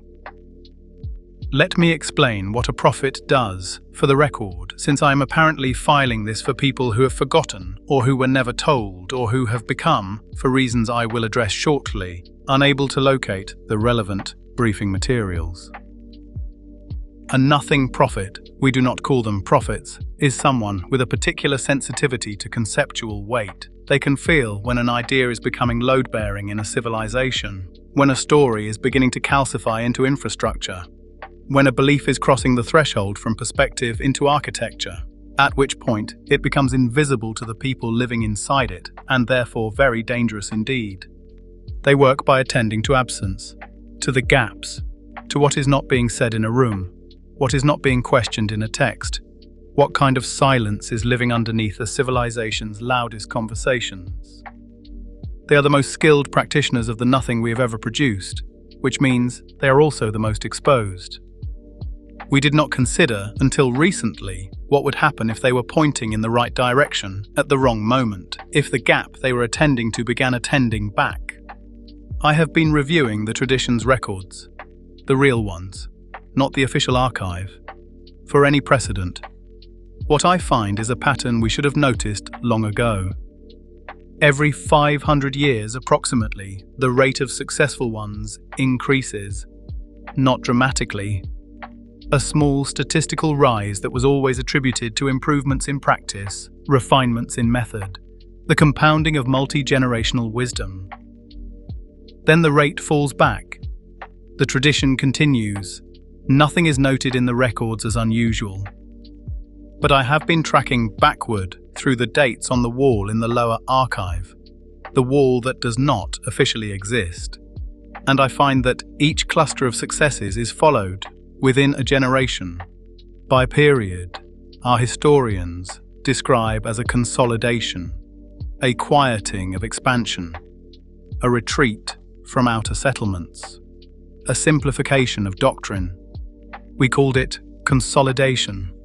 It may have been something else. It may have been loss that we absorbed so gradually we mistook it for maturity. The department has convened 3 emergency councils in the last decade.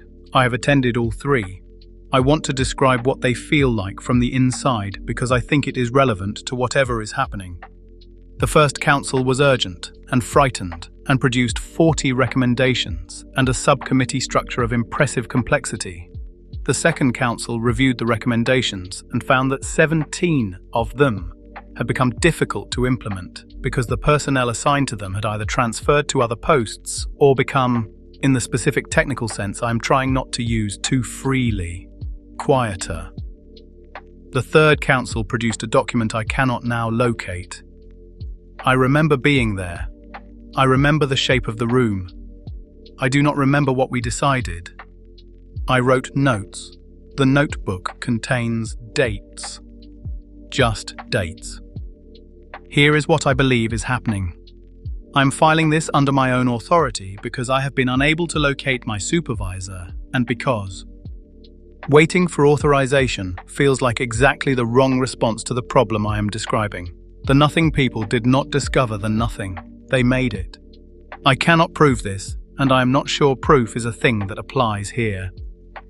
But 40,000 years is a long time for billions of people to point, sincerely and devotedly and across every generation, at the same absence. Every other tradition I know of spends its strength insisting on something. We have spent ours withdrawing from the insisting. We thought we were being careful. We thought we were being humble. It does not appear that the universe distinguishes between humility and erosion.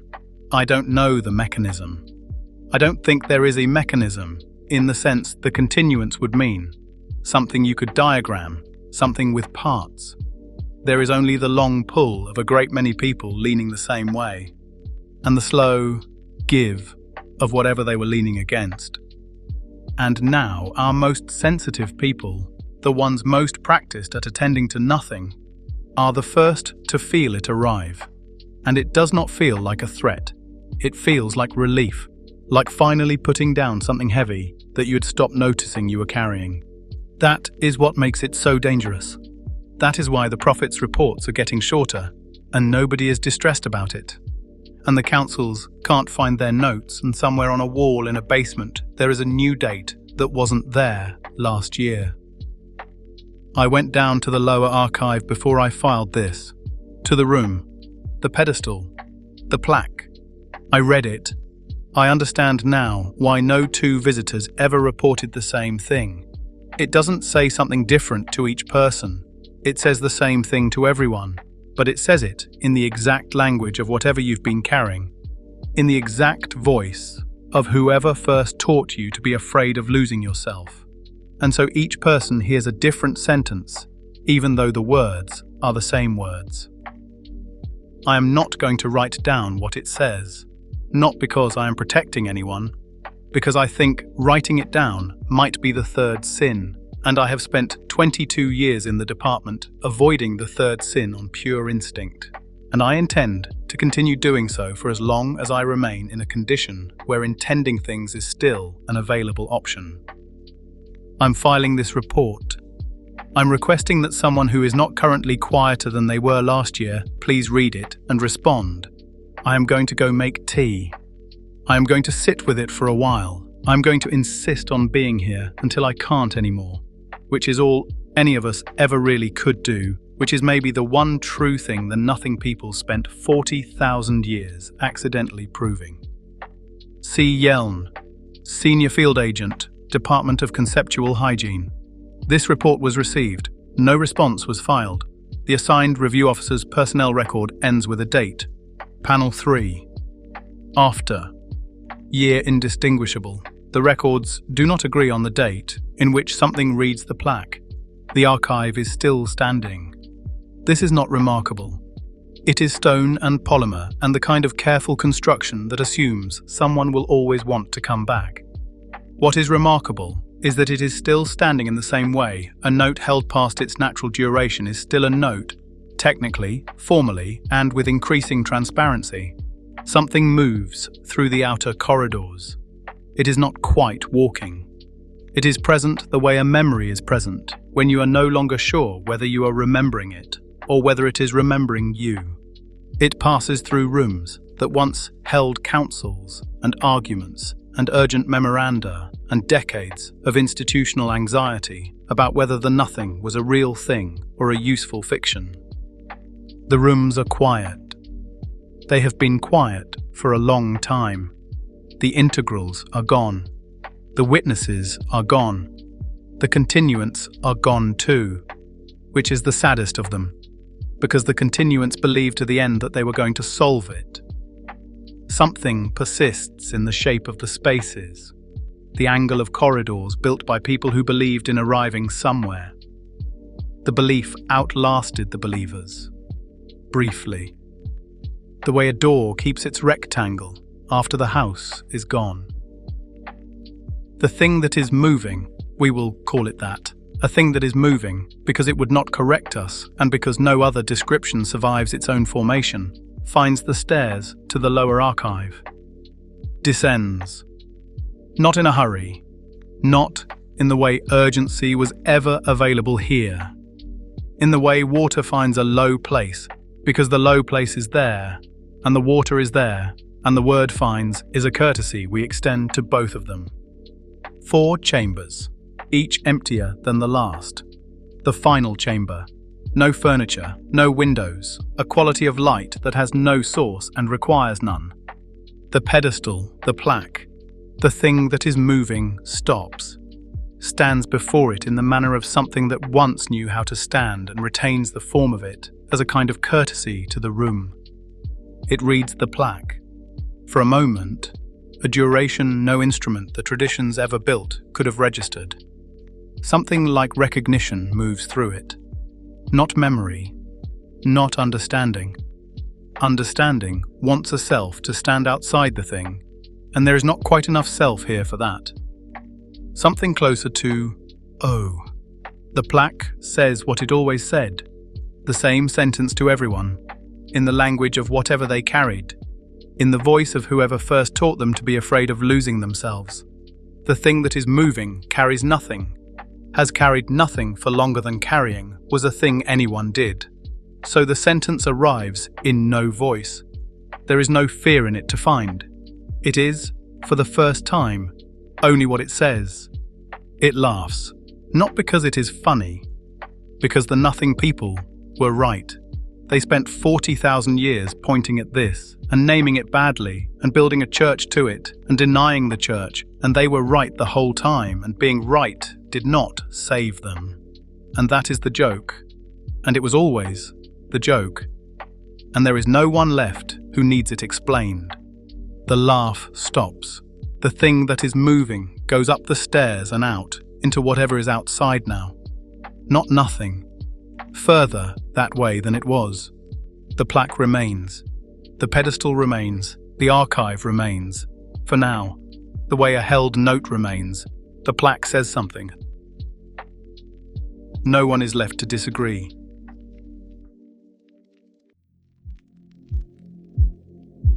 Welcome to Triptych Horror.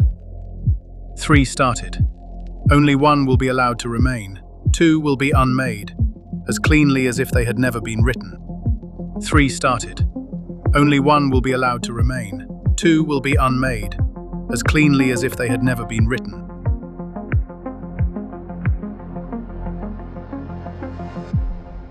This is Triptych Horror. Maintenance window. Triptych Horror Season 0, Episode 6, A Story of the Continuance.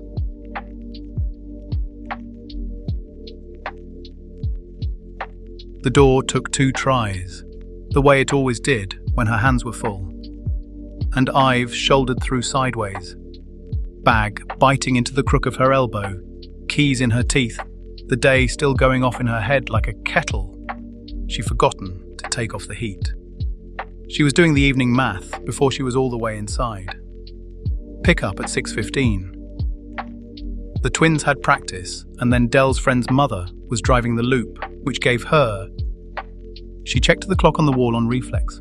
The round one Oral had hung crooked years ago, and neither of them had ever straightened, which gave her maybe 40 minutes before the car pulled up out front and 2 kids came up the walk, hungry and loud and wanting to know what was for dinner. 40 minutes. Fine. Plenty. Then she saw him at the counter, and the kettle in her head went quiet. All at once. She knew before she let herself know. That was the part she'd never been able to explain to anyone. Not that there was anyone to explain it to. There's a stillness a body chooses, and there's a stillness that happens to it, and you can tell them apart from across a room without knowing how you can. His was the second kind. He was bent a little forward over the cutting board. His weight tipped onto the balls of his feet, like a man caught in the half-second of leaning in to look closer at something. The knife was still in his hand. A pepper lay open on the board, pale seed spilled. The cut stopped clean in the middle of the cut. His sleeves were rolled. His coat was on the hook by the door where he always dropped it, first one home, pleased with himself for beating her to the kitchen. He wasn't breathing in the way that meant thinking. He was holding the exact shape of a man, mid-task, like a photograph of himself that someone had stood up against the counter. "Oh," I've said around the keys. The word came out flat, not a gasp. She'd had the gasp once, the first time, years and selves ago, and it had gone the way the first of anything goes. This was the sound you make at a stain spreading on the good rug. "Oh, you have got to be, tonight." She set the bag down. She did it carefully, because the eggs were in there, and some patient animal part of her was still running the grocery errand even now, even with him standing dead over the cutting board. And she let it, because the part of her that ran errands was the part that was going to get her through the next 40 minutes. She crossed the kitchen on legs gone heavy. Up close it was worse, and it was nothing.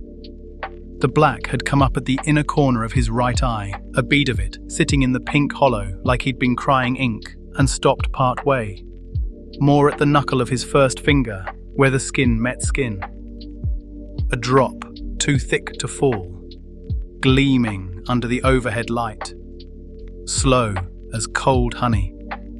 And under everything, when she got near enough, the sound, a fine, high whir, the pitch of a small motor labouring, the sound an old fridge makes in the last summer before it goes, the sound a dishwasher makes when something's caught in the pump and it keeps trying anyway. It came up through him and made the surface of the water glass on the counter tremble, a fine, bright ring of concentric rings, on and on. She put 2 fingers under his jaw. Pure habit. There was nothing there to find. There hadn't been anything there to find for a long, long time. But the hand does what it learned to do, and her hand had learned to check a pulse on a husband, and so it checked. She felt instead the buzz of him through the bone, that wrong body hum she'd know in her sleep, in anybody, in any room, running too hot on a substrate it had outlasted by years. "You stubborn old machine," she told him, and there was something almost tender in it, the way you can be tender with a thing precisely because it can't hear you, and she got her shoulder up under his arm. He came off his own stillness with that horrible give she'd never once gotten used to and was never going to. The held shape released all at once, and his whole weight arrived against her in the same instant, dead and total. And she took it the way she'd learned to take it, knees soft, hip braced, the grip she could do in her sleep, and walked him backward across the kitchen the way you'd walk a drunk who'd gone under at a party. His heels dragged, 2 soft, pale lines through the floor she'd mopped that morning. The knife slid out of his slack hand somewhere behind her, and she heard it hit the tile, and she did not stop to pick it up, because the clock was on the wall, and the twins were on the loop, and there was no version of this where she stopped to pick up the knife. She did not look at his face while she did it. That was the thing she'd learned. Earlier than the grip, earlier than the errand self, earlier than anything. You do not look at the face. The face is the part that argues. The face has his eyebrows in it, the ones that went up when he was about to say something he thought was funnier than it was, and his mouth, the mouth she had been kissing since they were practically children. And if you look at the face while you're doing this, then you stop being the person who keeps the household running, and you become his wife again. And his wife is no use down here. His wife sits down on the floor. His wife has done that. Once. The household does not have time for it. So she kept her eyes over his shoulder, on the door to the lower floor, and she walked him down out of the kitchen into the good, clean light of the workroom, and the whir went with them down the stairs. The workroom was the one place in the house she let herself keep exactly as she wanted it. Upstairs was the children's, was the marriages, was crooked clocks and the smell of peppers and homework on the table. Down here was hers, shelved, swept, labelled, the long bench under the daylight lamps, the tools in their drawer in the order she used them, which was not the order anyone else would have put them in. And along the far wall, in the cool, the rack. She didn't look at the rack either, but she didn't have to look at it to know it was there, the way you don't have to look at the door to know the house has one. 2 bodies on it, hers, grown and waiting, draped against the dust. Faces, slack and patient and unstarted. A third coming along behind them in the tank, months out yet. She kept them the way other people keep a spare of anything they cannot do without. Not morbidly, not lovingly, just sensibly. because she had learned the hard way that the most important thing in a life is to never again be caught without the next thing ready when the current thing wears thin. When this body's knees started going, when the small failures began to stack the way they always began to stack, she would lie down on the bench herself, and she would wake up over there, in the cool, new, and she would remember all of it, every year, every self. She had made certain of that. The remembering was the whole point. The remembering was the difference. She got Oral onto the bench. She arranged his arms. She opened him. The how of it she could do without thinking now, which freed her thinking to run the clock. 35 minutes. Call it 30 to be safe. 10 to close him.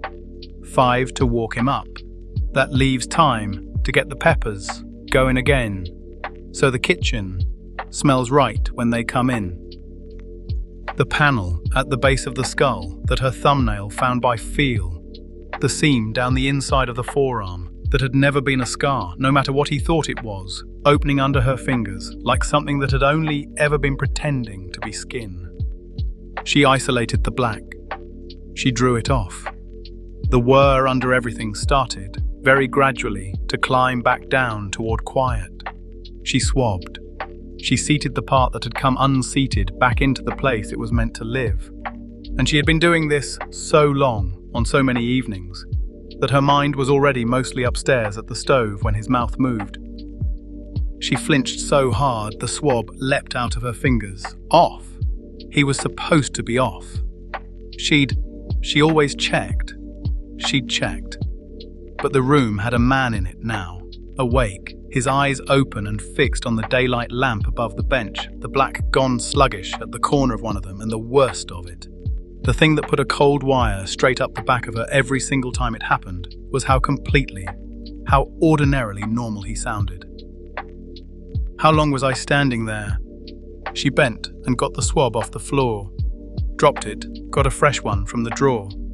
Her hands were not quite steady, and she was furious at them for it. "Don't," she said, to his forearm, not his face. Never the face. "Don't do the questions.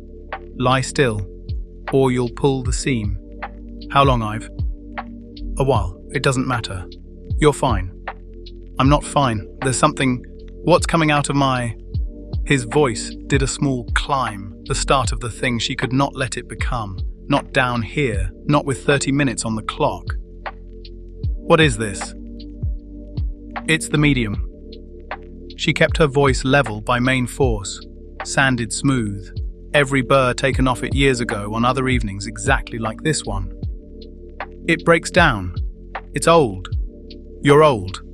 This is what happens when a substrate goes this long without service. It's nothing. It's maintenance. Hold still." My hands. Quieter. A different register, and the different register was so much worse than the climb. "Ive, these aren't... Where are my hands?"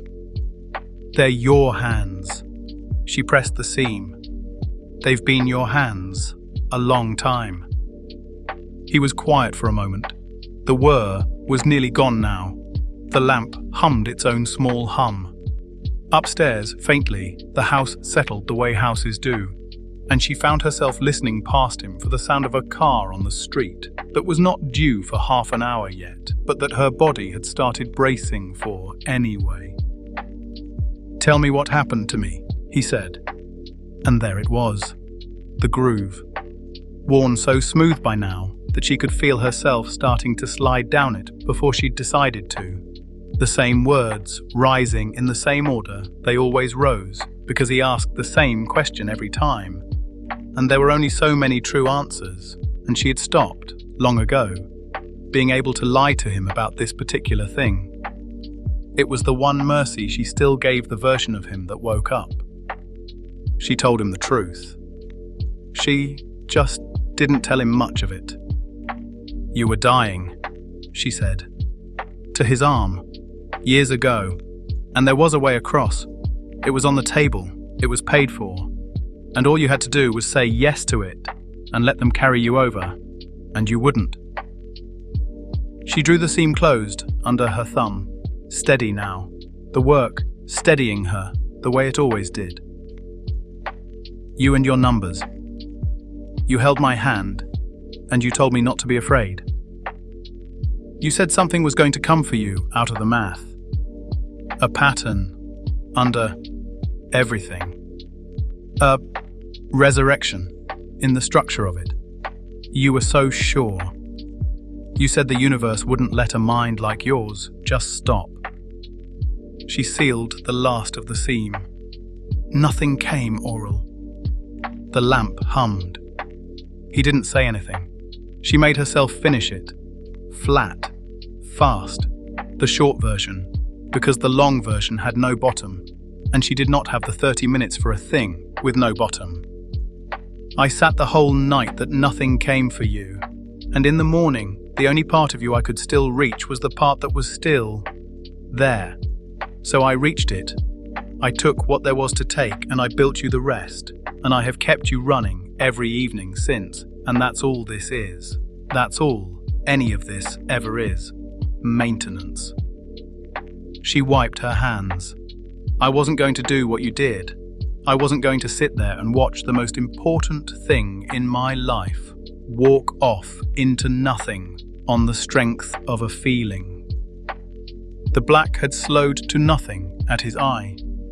When he spoke again, his voice was very small and very even, and it was not a climb, and it was not a tremble, and it was, she would think later, the only question he ever asked that she had genuinely never found a way to answer. "Then where am I now?" he said. "If you save me, where am I?" She did not answer that one. She never had. She reached past his opened head, to the side of the bench, and brought back the small flat device that lived there, in its charging cradle, and of everything her hands had done that evening. The lifting, the dragging, the opening, the drawing off and the swabbing and the seating back. This was the only thing they did gently. She held it the way you hold a thing that could bruise. She rested it on the bench beside him while she did the last of the cleanup, and its face was already lit, already woke when she lifted it, already knowing, because it had known so many times before. A maintenance log. That was all it was. She'd set it up herself, the labels and the fields, long ago, in a hand she barely recognized as her own anymore. 2 event types, she'd never once had to add a third. A wake event, unplanned, mid-task. The log filled it in on its own from the body's clock. It was filling it in now. And a closing event, elective, operator-initiated, the one she did by hand. The closing event had a name she'd given it in the cramped shorthand of someone who'd expected to use it once, maybe twice, and be done. Flush. Local. Targeted. It reached in and took the workroom. It took the lamp and the bench, and the open seam, and the black at his eye. It took the questions. It took the night that nothing came, and her face above him, telling him about it, and the place he kept arriving at, and was never once permitted to keep.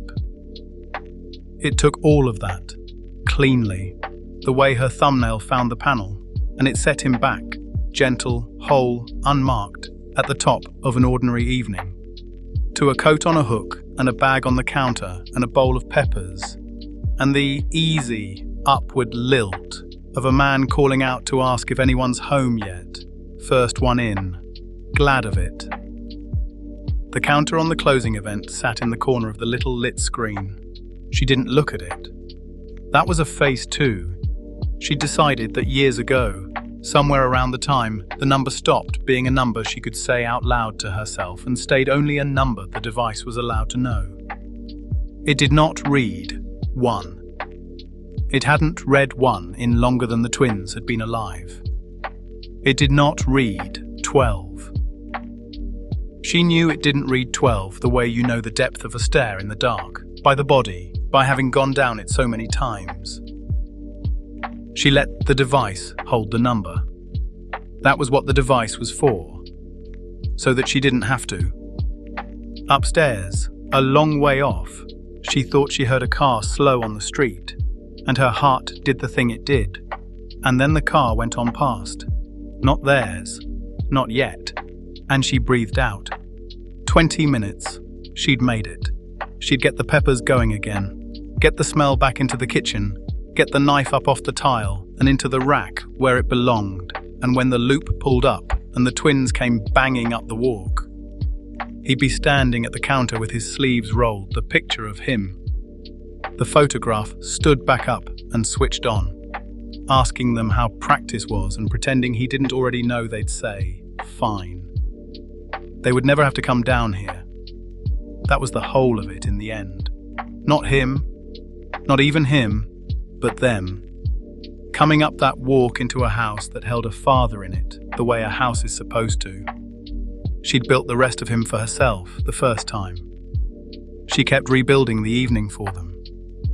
She bent over the bench one more time.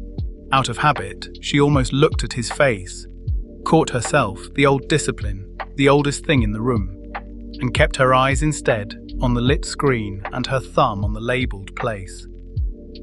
Okay, she said softly. To the room, to the device, to the part of him that was awake and would not be, in a moment, and would not know it ever had been. Okay, let's start the evening over. She pressed it. The whir, what was left of it, stopped. His eyes lost the thing that had been in them, and up the stairs, in a minute or two, in the gentle curve of the kitchen, the empty room would simply have a man in it again, washing 3 peppers and a knife, rolling his sleeves, wiping his wet hands on his trousers, the way a person does without thinking, the way he had surely done 10,000 times, the way he was about to do for the first time. Again, happy, home, before anyone, calling out 2 names into the quiet to ask if they're back yet. No one would answer. He'd be pleased by that. He always was. He liked being first. He liked the few minutes of the kitchen to himself before the door went and the loud good evening of his family came in out of the dark. And Ive, climbing the stairs now, wiping her hands, already half at the stove in her mind. The most important thing in her life, solved and solved and solved again behind her in the cool, clean room, had long ago made entirely certain that he would get to keep liking it. She got to remember she was alive. That was the difference. She'd never been able to make it any smaller than that, no matter how many evenings she turned it over. She solved death. She solved it for both of them, the same night, with the same hands. The only thing she couldn't solve was which of them got to know.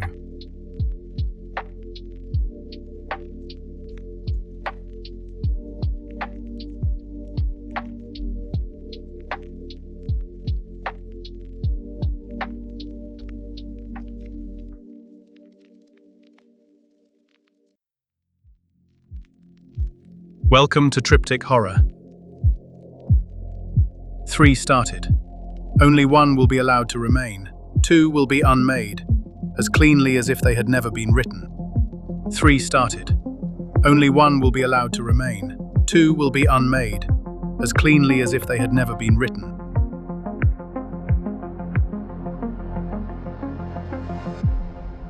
This is Triptych Horror. As the Pleasanting, by Morgan Olson, an account from the alignment of the 3. Triptych Horror, Season 0, Episode 7. 1. The word, the children looked up. The trouble started, as the neighbours would later agree, with the fact that the boy had hit someone. Renat and Saul had told the story twice now across the low table, and twice the Even family from the adjoining terrace had failed to understand it, and the failure was not one of attention. They were listening with great care.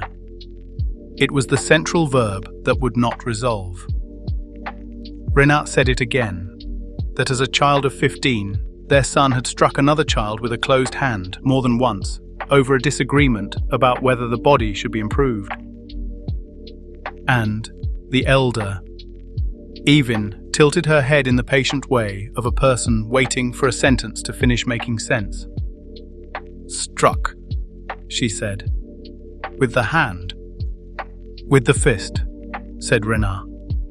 The two Evin children, who were perhaps 60 and not yet anyone in particular, bent over a tablet between them. The younger one read aloud, slowly. Fist, the hand closed, fingers folded to the palm, thumb across. Fight. A contest of force between bodies with intent to harm. They had each of the words. They could not assemble the compound. They looked up from the tablet at the adults with the bright, slightly anxious helpfulness of children who suspect they have been told a joke and do not want to be rude about missing it. "It is an old thing," said Sewell gently. "It is not done now." That was rather the point. He would not be settled. He would not align. He kept his edges out where they could catch on other people. It is worth saying that the words were not gone. Nothing in the alignment was ever gone. The tablet found fist and fight at once, filed and cross-referenced, the way it would have found any term from the long pre-aligned, dark. Famine, border, verdict, vent. The concepts sat in the archive, perfectly preserved, in a wing of meaning down which no one any longer walked. 100 and some years of patient correction had not deleted violence. It had merely moved it somewhere the children would have to go looking, and arranged things so that they never would. "We failed him," Renard said. He said it the way one reports a fact about the weather, without drama, because among the integrals, failure was not shameful, only unfinished. We did not bring him in early enough. We let him harden. By the time we understood, he was old enough to choose, and he chose to go. The Evin elder made a soft sound of sympathy. To go. Outward. It was permitted. It was the one direction drift was permitted to run, away from the held center and never back. The truly loose were not punished. They were released the way you release a stone you cannot fit into a wall. "But he is coming home," said Sewell. And here, for the first time, her composure warmed into something almost like the old animal hope. "For the grandfather, and we think, we believe, that when he sees it, when he is here and feels how it is, he will understand. He has been out there a very long time, in all that noise. A person gets tired of noise." She folded her hands. "He will be ready to be pleasant. I'm sure of it. Who comes home from chaos and does not want, at last, to rest?" 2. The geometry of rest. To understand what they were offering him, you have to understand what they had built. And to understand what they had built, you have to abandon the idea that they were trying to leave. Every other people who ever ringed a star did it to reach beyond it. The integrals ringed theirs to hold it still. The half-built sphere that hung around their sun was not an engine of escape. It was a hand cupped around a candle. And the unfinished half was not a failure of ambition, but the simple arithmetic of thoroughness. They stopped, always, to gather in every loose thing that wandered through their sector before they would lay the next plate. A comet could not be allowed to merely pass. A passing thing was an unintegrated thing. So they caught it, and resolved it, and made it structure, and only then resumed. They were not slow. They were complete. The needle came later, and the needle was the heart of it. A single shaft of engineered matter that ran from the sphere through the orbits of all three worlds and held them, pinned them, the way you pin a broken limb so that it cannot drift while it knits. In what they called, with great love, the alignment of the three. At the center had been a gas giant, the largest disordered object in the system, a roiling, unintegrated immensity. They had eaten it from the outside, in. They had taken the asteroid belts and every comet and made of that vast, loose tonnage a lattice, and into the lattice they had drawn the giant's own substance, resolving the storm into the still, until what had been the most chaotic body in the system was the most legible and held. But the sphere and the needle, once finished, were only ever the first vessel, not the destination. The alignment of the three had never intended to sit still in its own light forever. Stillness was never the point, only the discipline that made the next step possible. Once the three worlds were pinned and the giant resolved and the local dark swept clean of anything that could still wander, they set the whole system moving. Sphere, needle, worlds, and all. A single held structure, easing forward into the deeper black at a pace so patient that for the first several generations, no one aboard it felt themselves depart. Because out past their own light, the darkness was not empty. It only looked empty, the way the pre-aligned system had once looked empty before they learned to read the loose things in it. The comets, the wandering rock, the gas giant, no one had yet made legible. Out there, further than their instruments could yet resolve into names, were other worlds, other lit windows, other unheld and drifting ideas of what a person was permitted to be. All of it, to the integrals, was simply their own unfinished work at a greater distance. They did not think of it as conquest. They thought of it the way Sewell thought of her son, a thing not yet brought home, not yet shown how to rest, and owed, eventually, the same patient love that had resolved a gas giant into stillness. If they carried their calm far enough into the noise, if the alignment could only reach the next lit window before it guttered out on its own, then perhaps, this was said softly, and with the same certainty Sewell had said it of her son, everyone out there would be ready, in time, to be integrated too. This was the meaning of pleasant, not happy, aligned, brought to rest, made legible to the whole. And the whole, by now, was nearly one perception. A hive in the old word, though they did not use it, because the word implied a swarm and they experienced themselves as a calm. A human being was the last loose object and the hardest because it takes so long to stop moving. The young drift. They become and become. You cannot align a thing that is still changing shape. And so the culture had arrived, over its patient century, at the age of maturity, the age at which a person had finally stopped drifting enough to be brought in, Rao. And they had set it, by long observation, at 150 years. You did not come of age among the integrals. You came to rest. 3. The homecoming they rehearsed. They were all, quietly, braced for a monster. You could not have told them they were. They would have denied it with sincere bewilderment. But 100 years of imagining a child out in the noise had built a picture, and the picture had teeth. The loose ones came back. On the rare occasions they came back at all. As the thing the alignment existed to prevent, scarred, armored, wild, trailing the violence of the unheld dark. The neighbors had arranged themselves on the terrace with the specific composure of people prepared to be gracious to something frightening. The man who came up the ascent was slight and clean and wore a dark coat cut close and a narrow tie, and he moved with the unhurried economy of someone long since at ease in his own frame. His cybernetics were good enough that you saw them only as a certain evenness around the eyes, a stillness in the hands. He looked, if anything, tidier than the family waiting for him. He looked rested. This was, though none of them had the eyes to read it, the most heretical thing about him, because they had built an entire civilization on the premise that the calm he wore could be reached by only one road, inward, dissolved, aligned, brought to rest by the whole. And here it was, the very piece they amputated lives to manufacture, walking up the ascent in a nice coat, and he had grown it the forbidden way. Out there, alone, by becoming so thoroughly and durably himself that he had stopped needing to fight anyone about it. He had done the thing they promised.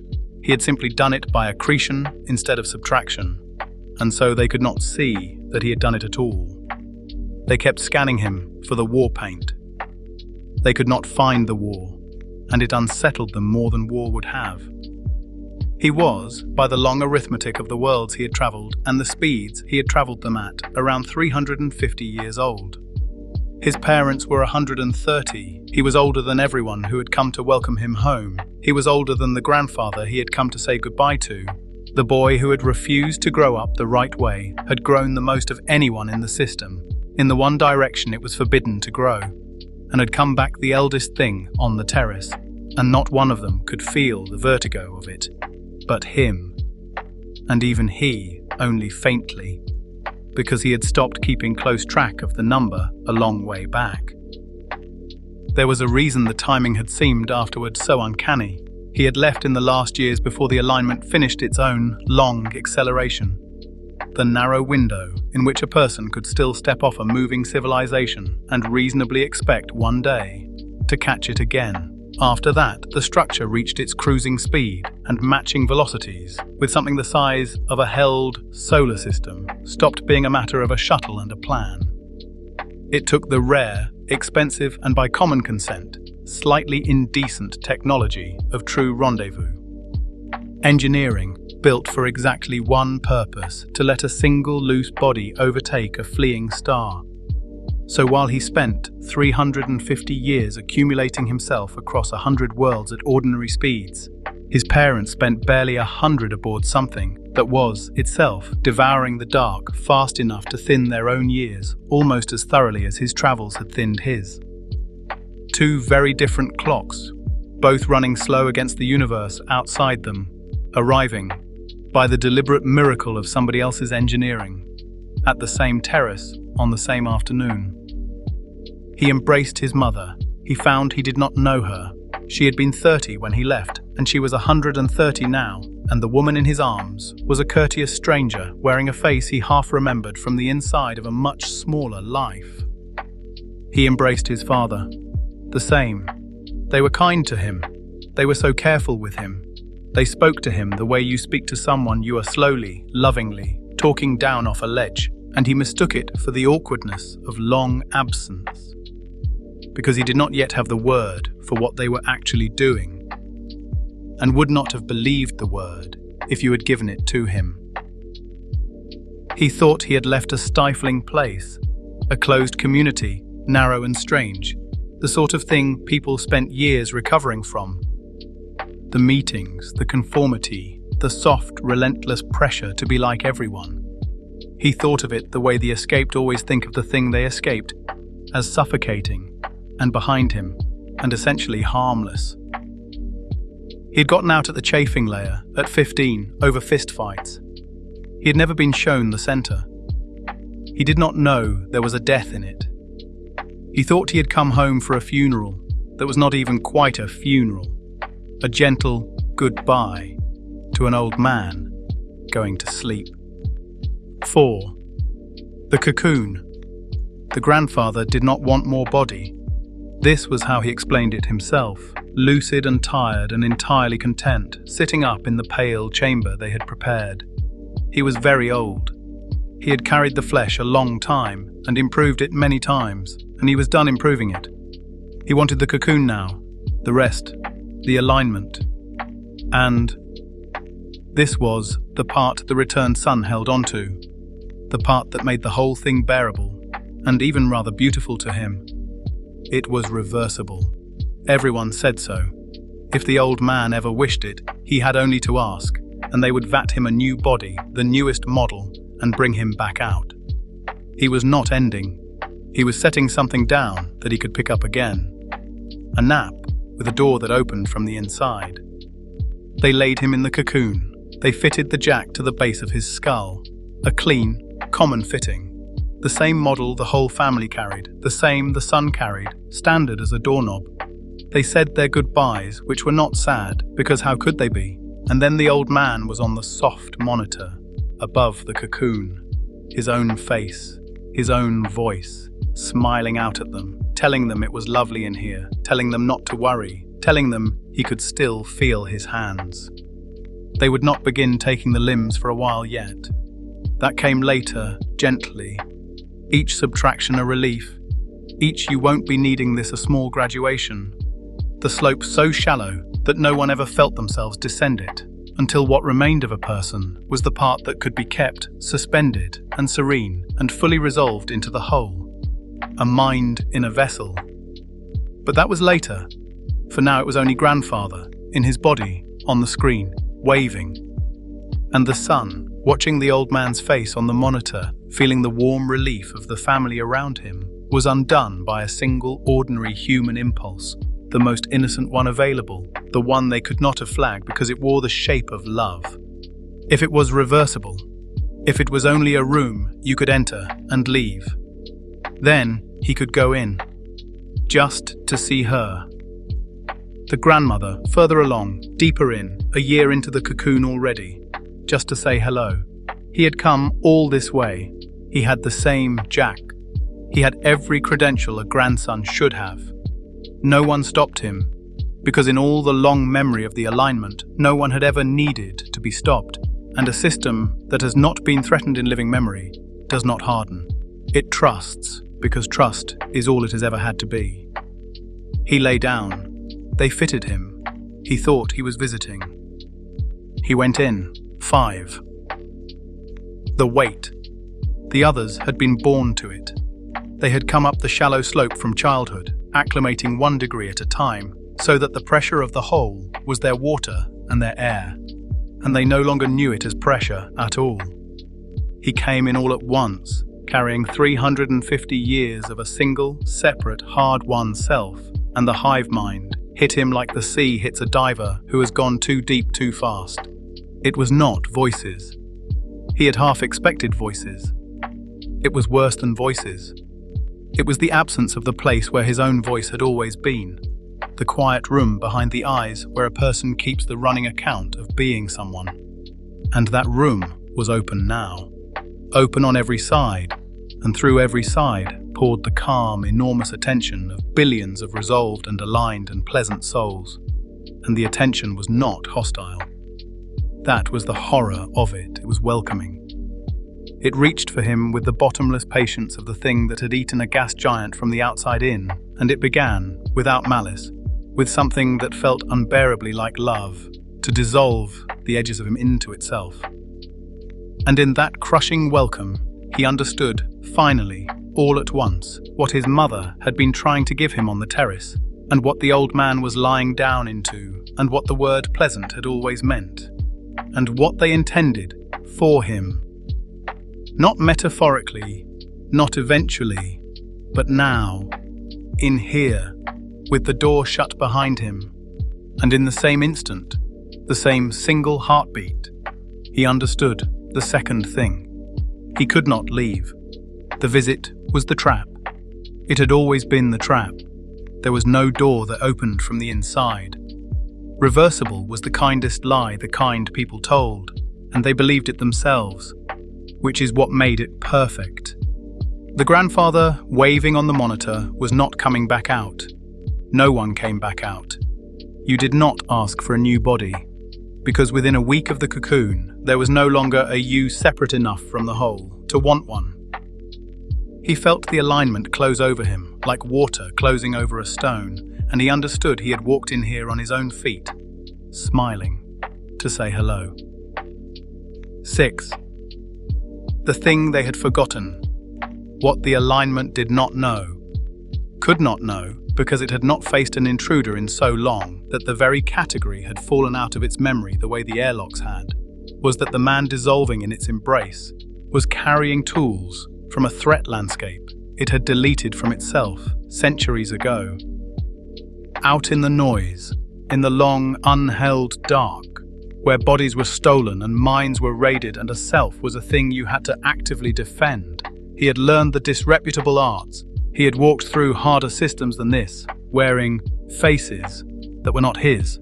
And this system, for all its planetary scale, had never once been attacked, and so had never once been hardened, and met his intrusion with the soft, total trust of a civilization that thought intrusion was a word in the archive next to fist. He stopped trying to hold his edges against the tide. That was the move that was killing him, resisting, presenting a surface for the whole to work against. Instead, he did the thing he had done in a dozen worse rooms.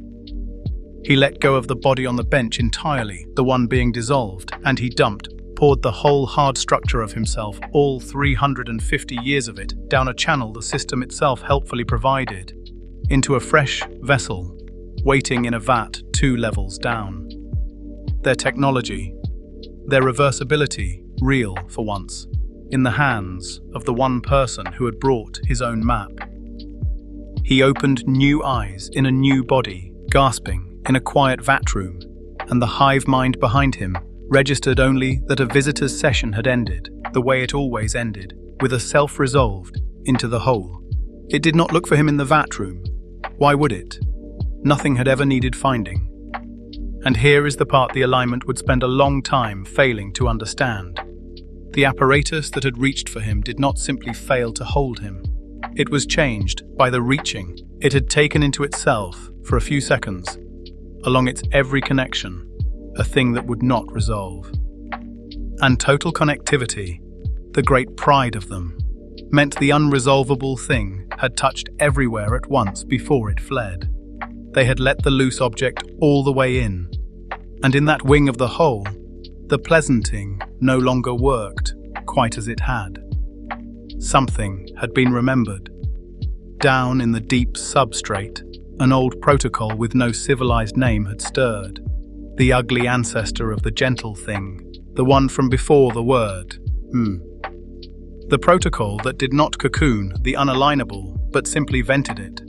And it had felt the air move past a door no one had opened in 200 years. But that was theirs to live with. He did not stay to watch it. 7. The stolen sky. He took back his own body. He would not leave it. It was him, the real one, the accreted one, worth more than any vat-fresh model precisely because it carried the long record of his becoming.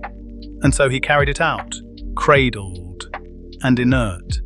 And he walked through their soft, unguarded corridors, wearing a borrowed face and a grandson's credentials, and where the credentials thinned, he leaned on 3 centuries of practice at being somewhere he was not supposed to be.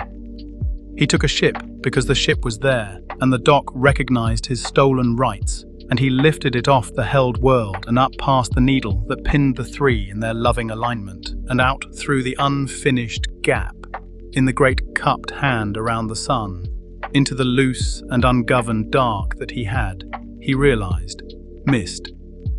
He did not feel like a liberator. He did not feel like a survivor of anything cosmic. He felt mostly tired and put upon, and faintly aggrieved in the specific way of a person whose family visit has gone catastrophically sideways. He had come to say goodbye to an old man and very nearly been folded into a planetary soul against his will. And now he was flying a stolen ship with his own real body packed in the hold like luggage. And it was going to cost him a fortune, a genuine, eye-watering fortune in credits, to find a clinic out in the noise that could pour him back into himself and do it cleanly.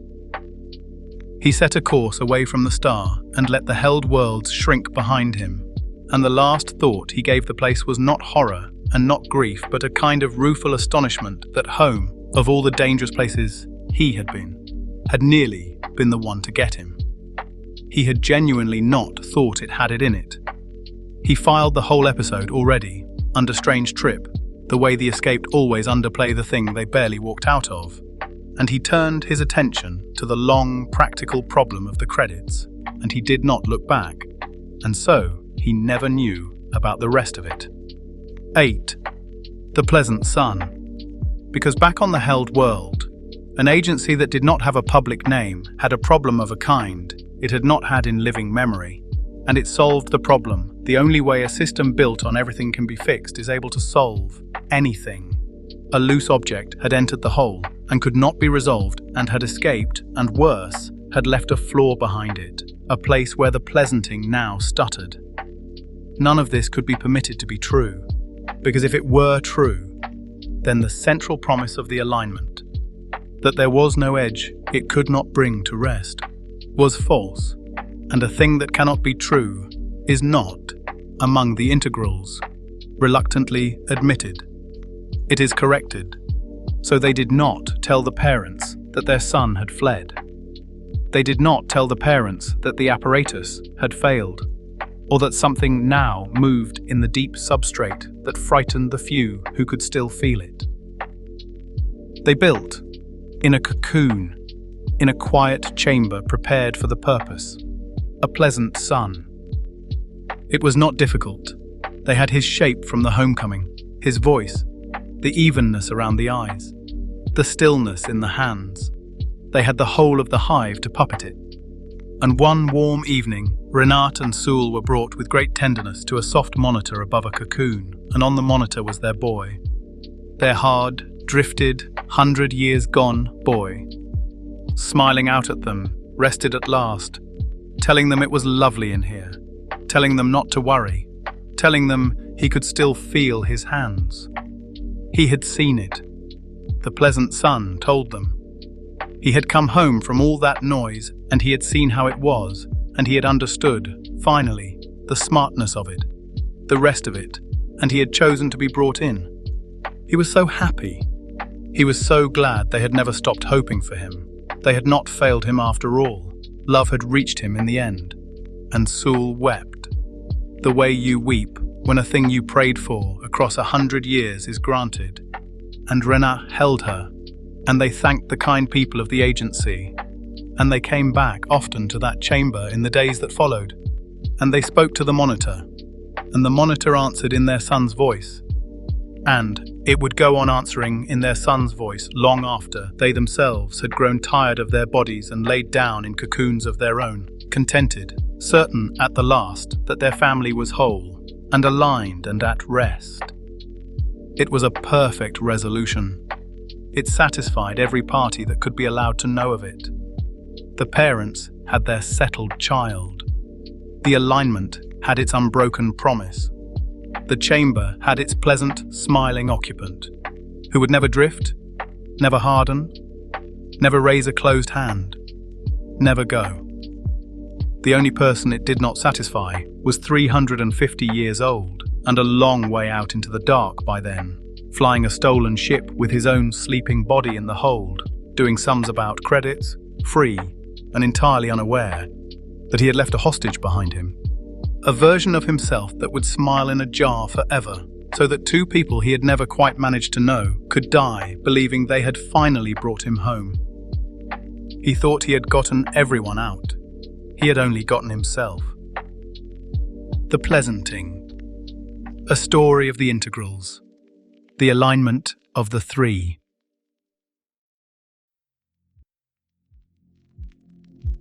Welcome to Triptych Horror.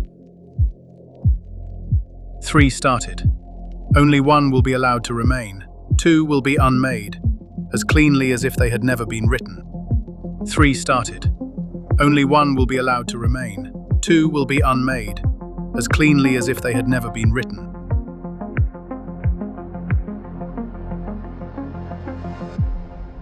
This is Triptych Horror.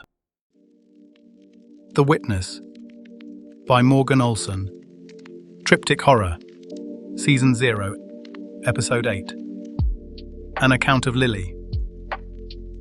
Recovered from the Deep Archive, provenance disputed, filed under commencement, 6th attempt, see also, Lily, keys, old computer, General's protocol, low amperage signal. Note: this document has been reviewed for interference patterns. None were found.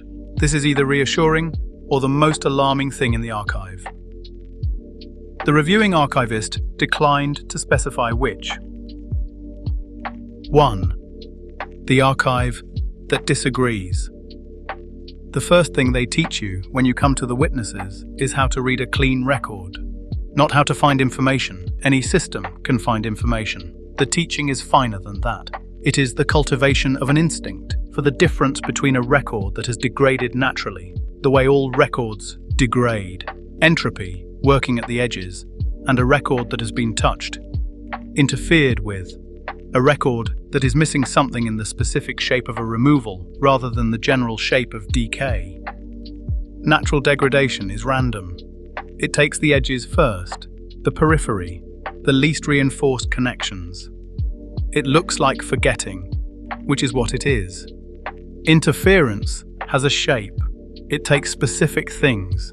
It leaves the edges intact and removes the center, or it removes a particular kind of content while leaving everything adjacent, or it creates a smoothness where roughness should be, a continuity where there should be a seam. It looks like nothing happened, which is how you know something did.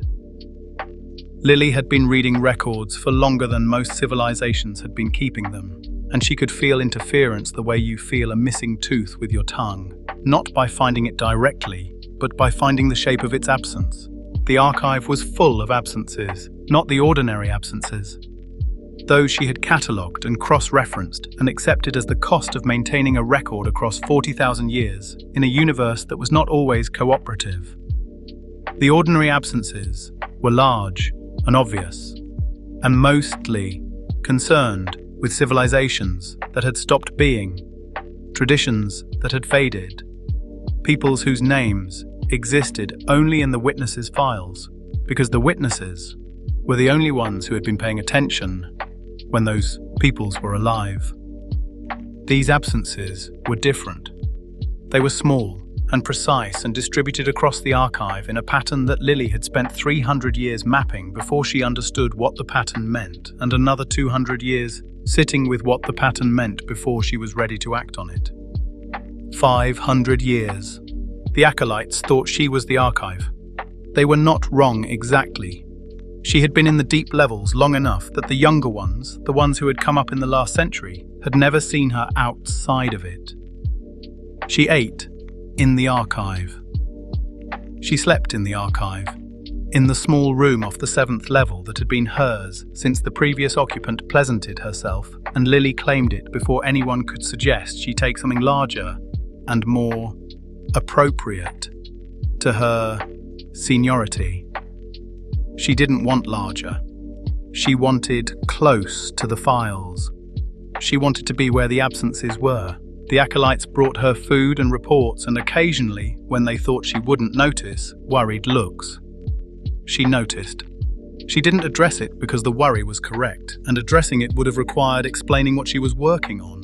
And explaining what she was working on would have required bringing it to the council, and bringing it to the council would have produced exactly what councils produced, which was deliberation and precedent, and the weight of 5 previous false commencements pressing down on every conclusion, until the conclusions became tentative, and the tentative became indefinite, and the indefinite became another 500 years of watching the record disappear. She had read all 5 false commencement files. She knew what each of those women had seen. She knew the pattern they had identified, the evidence they had assembled, the certainty they had felt. She knew what had happened after. The protocol started, the signal sent, the wanderer who turned out not to be the wanderer, the generals who turned out not to be assembling, the keys reset, the sacred objects restored to their places, the woman who had turned them living out the rest of her years with the settled weight of institutional doubt pressing on every thought she had afterward. 5 times, 5 women who had seen enough to act and been wrong about the timing. Lily understood something about those 5 women that the official record did not contain. The official record described their commencements as errors, premature, insufficiently evidenced, the product of pattern recognition in the absence of sufficient data, the very human tendency to find signal in noise when the noise was scary enough. What the official record did not contain was the possibility that those 5 women had been right about the pattern and wrong only about the timing, that the nothing had been eating the record specifically to produce exactly this institutional hesitancy, this 5 commencement weight of being wrong pressing down on every subsequent woman who stood in the sacred room and felt the oath burning and had to decide whether this time was different. The nothing was patient. The nothing had been doing this for longer than the witnesses had been watching. And the most efficient way to prevent the witnesses from acting on what they saw was not to prevent them from seeing it. It was to let them see it, let them act, and then let them be wrong just enough times that the institution built a culture of doubt around the sacred room and the keys and the oath. 5 false commencements, not because those women were wrong about the pattern, but because the nothing had engineered the timing of their certainty. She had held this theory for most of those 5 centuries. She had not written it down. Writing it down would have put it in the archive, and the archive was compromised, and she was not going to put the one thing she was certain of into a record the nothing could eat. She held it in her head instead, the way the founding 9 had held the original oath before they had an archive to put it in. 9 women, no institution, just the knowledge and the fury and the willingness to act on it. She was working her way back to that. 2. The acolytes. The morning before Lily turned the keys, 3 of the acolytes came to her with a case. They were young. The oldest was perhaps 60, barely past the first threshold of witness training, still in the stage where the sacred objects and the sacred timing and the sacred process felt like the point rather than the container for the point. They had the particular brightness of people who have been given access to a very large archive and have not yet understood that the archive is not the thing being protected. The thing being protected is what the archive points at. The archive is just the finger.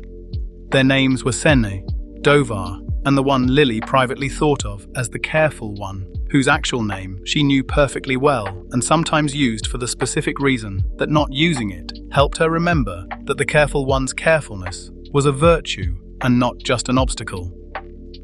Her name was Marsh. They spread their findings on the table in the low light of the 7th level, and Lily looked at what they had brought her and felt something move in her chest that was in the neighborhood of tenderness. They had found one of the absences, one of the small, precise removals she had been mapping for 3 centuries. They had found it the way young archivists find things, which is by looking at what's there rather than what isn't. And they had arrived at the edge of the absence and recognized it as significant without being able to say why. "The record breaks here," Senna said, pointing. She was the most technically precise of the 3, the one who read documents the way surgeons read bodies. So, looking for the thing that shouldn't be there, the anomaly that meant something. Not degrades, breaks. There's a clean edge on the gap that you don't get from entropy. "We thought it might be a formatting error," Dovar said. He was the most cautious of the 3, which in a witness acolyte was saying something. But Marsh found 11 more like it in adjacent files. Marsh, the careful one, laid out the 11 adjacent files without comment. She had cross-referenced them already. She had identified the shape of the pattern. She had, Lily noted, been careful enough to map what the missing content might have been based on what remained at the edges, the way a paleontologist reconstructs a skeleton from the impression in rock. What she had reconstructed was a shape Lily recognized, the outline of the loop, the shape of the thing the nothing had been eating.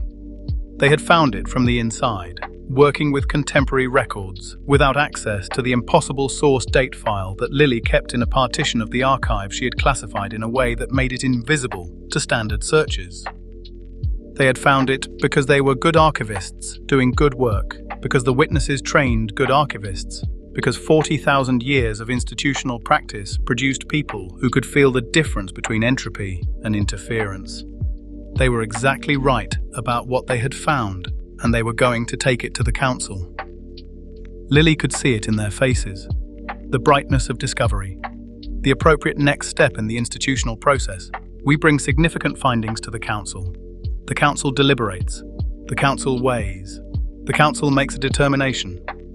Marsh was already composing the summary in her head, being careful, being thorough, being the kind of archivist the witnesses had spent 40,000 years learning to produce. "Good work," Lily said. "Leave the files. I'll review them." Marsh looked at her with the expression of someone who has understood a thing ahead of schedule. "You've already seen this," Marsh said.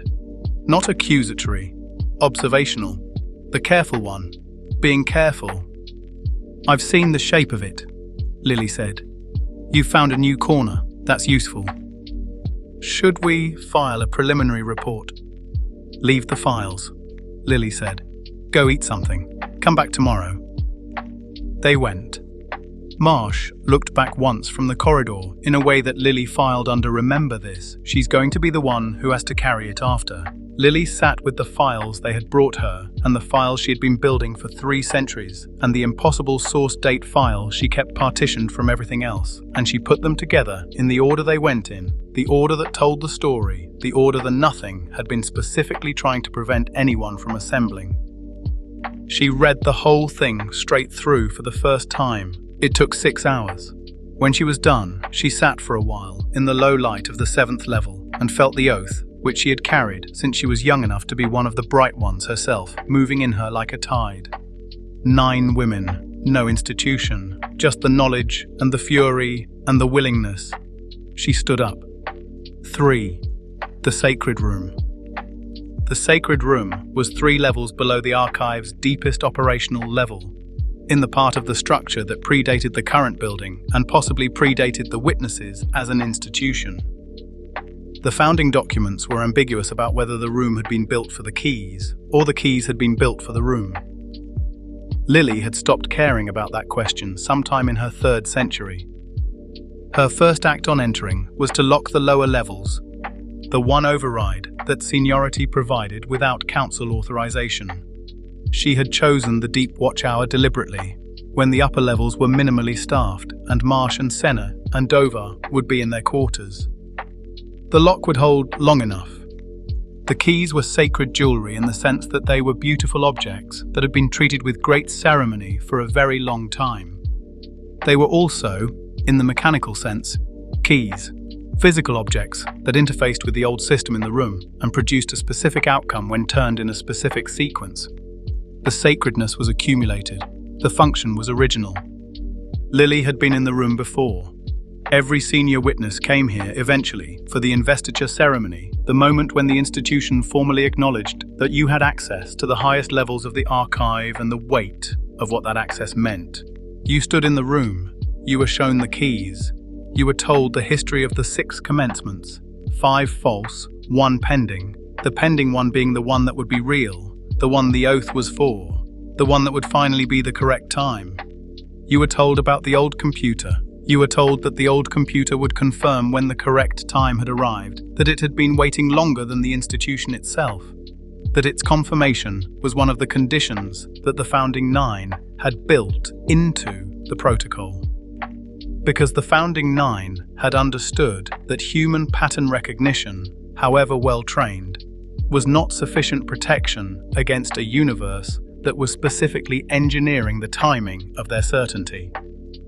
Lily stood in the room and looked at the keys, which were laid out on a surface that was neither a table nor an altar, but had properties of both, and she thought about the founding 9 and what they had understood and what they had built, and whether what they had built was still serving the purpose they had built it for, or whether the institution had grown around the original function, the way a tree grows around a fence until the fence is inside the tree, and you cannot remove one without destroying the other.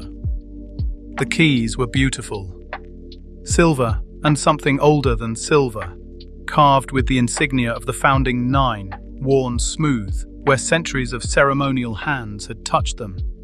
All 9 carried the smoothness of ceremony. 5 turnings had left something else. A fine scoring in the collar of each key, marks that handling alone did not make.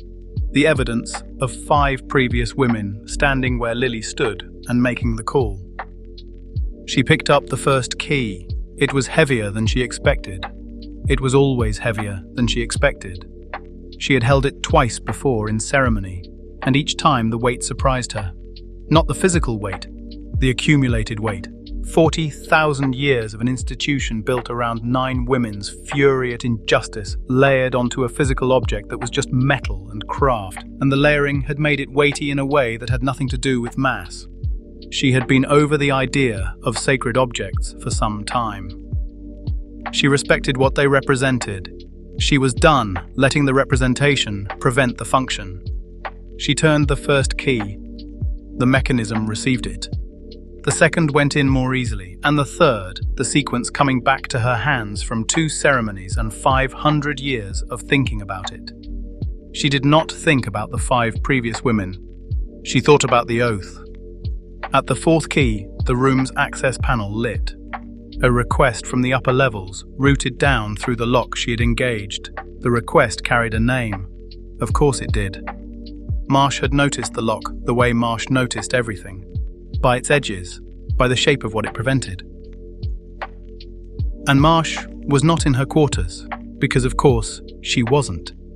Because Lily had told 3 bright acolytes to go eat something and come back tomorrow, and one of them had heard what that actually meant. Lily looked at the light for a moment. Then she turned the 4th key, and the 5th, and the 6th, and the light went on requesting, at measured intervals, patiently, without escalation, in the manner of its sender. The 7th key resisted. The mechanism took it, and then would not turn. A quarter rotation of refusal, old metal declining somewhere below the floor.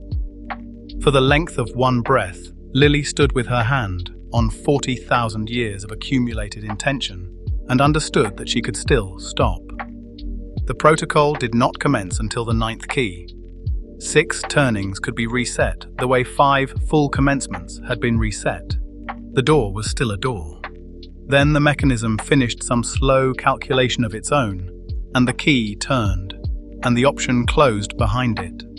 The old system began making sounds it had not made in Lily's lifetime. Low and procedural, the sound of something very old performing the function it had been built for.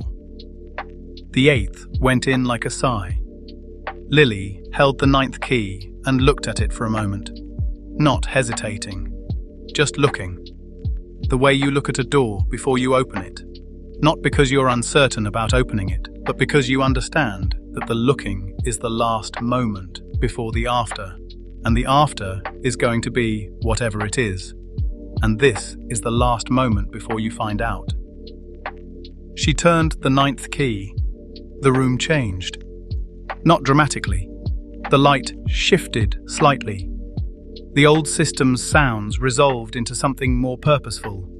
A frequency that Lily felt in her back teeth rather than heard with her ears. And then, in the corner of the room where it had always been, where she had been told it was and had never seen active, the old computer woke up. It was not impressive hardware. It looked like something that had been installed when the room was built and maintained just enough to remain functional and not 1 degree more. A screen, an interface, indicator lights that had not been lit in Lily's lifetime, in most of the witnesses' lifetimes, cycling now through a sequence that meant something to whoever had designed them, and that the current institutional knowledge did not include the translation for. It ran through its assessment. Lily watched it work. She could not read what it was reading, but she could feel the scope of it, the way you feel a large mind working in proximity. The quality of attention that comes from something that has been waiting a very long time and is now doing the thing it was built to do. It took 4 minutes. Then it turned to Lily. The screen displayed text, old typography, the kind that predated the current witness visual standards by enough that Lily had to adjust her reading to accommodate the letter forms. You didn't need to do that. A pause. The indicator lights cycling. This was not the correct time. Lily stood with the 9th key in her hand and looked at the screen and felt something move through her that was not regret and was not relief and was not vindication. It was closer to the exhaustion of a person who has carried a very large weight a very long way and has just been told she set it down in the wrong place. She had been right about the pattern. She had been right about the nothing eating the record. She had been right about the oath requiring action and certainty being a precondition the nothing had engineered specifically to prevent action. She had been wrong about the time. She opened her mouth to ask the old computer what the correct time looked like, what she had missed, what the distinguishing factor was between this and the moment the protocol was supposed to start. The old computer's indicator lights shifted, a different sequence, and then, below the text on the screen, a new line appeared. However, the lights cycled again. The signal has already been received. Archivists note, the account breaks here. The material that follows does not derive from Lily's testimony, and no witness could have observed it. Its source within the file is not identified. It is included because the file includes it, and because the file has been reviewed for interference, and none was found. The reader is reminded that this is either reassuring or it is not. 4. The low amperage signal. 500 years ago and half a universe away, in a building that no longer existed in quite the same configuration, a cloning rig had run hot through the night, producing 5 bodies from samples that Rennick had pulled from a genetic library he had not fully understood. The 5 bodies had been good product, excellent raw material. They had matched the original scan closely enough for the buyers who hadn't taken delivery yet, and closely enough for the buyers who had to not immediately notice the difference.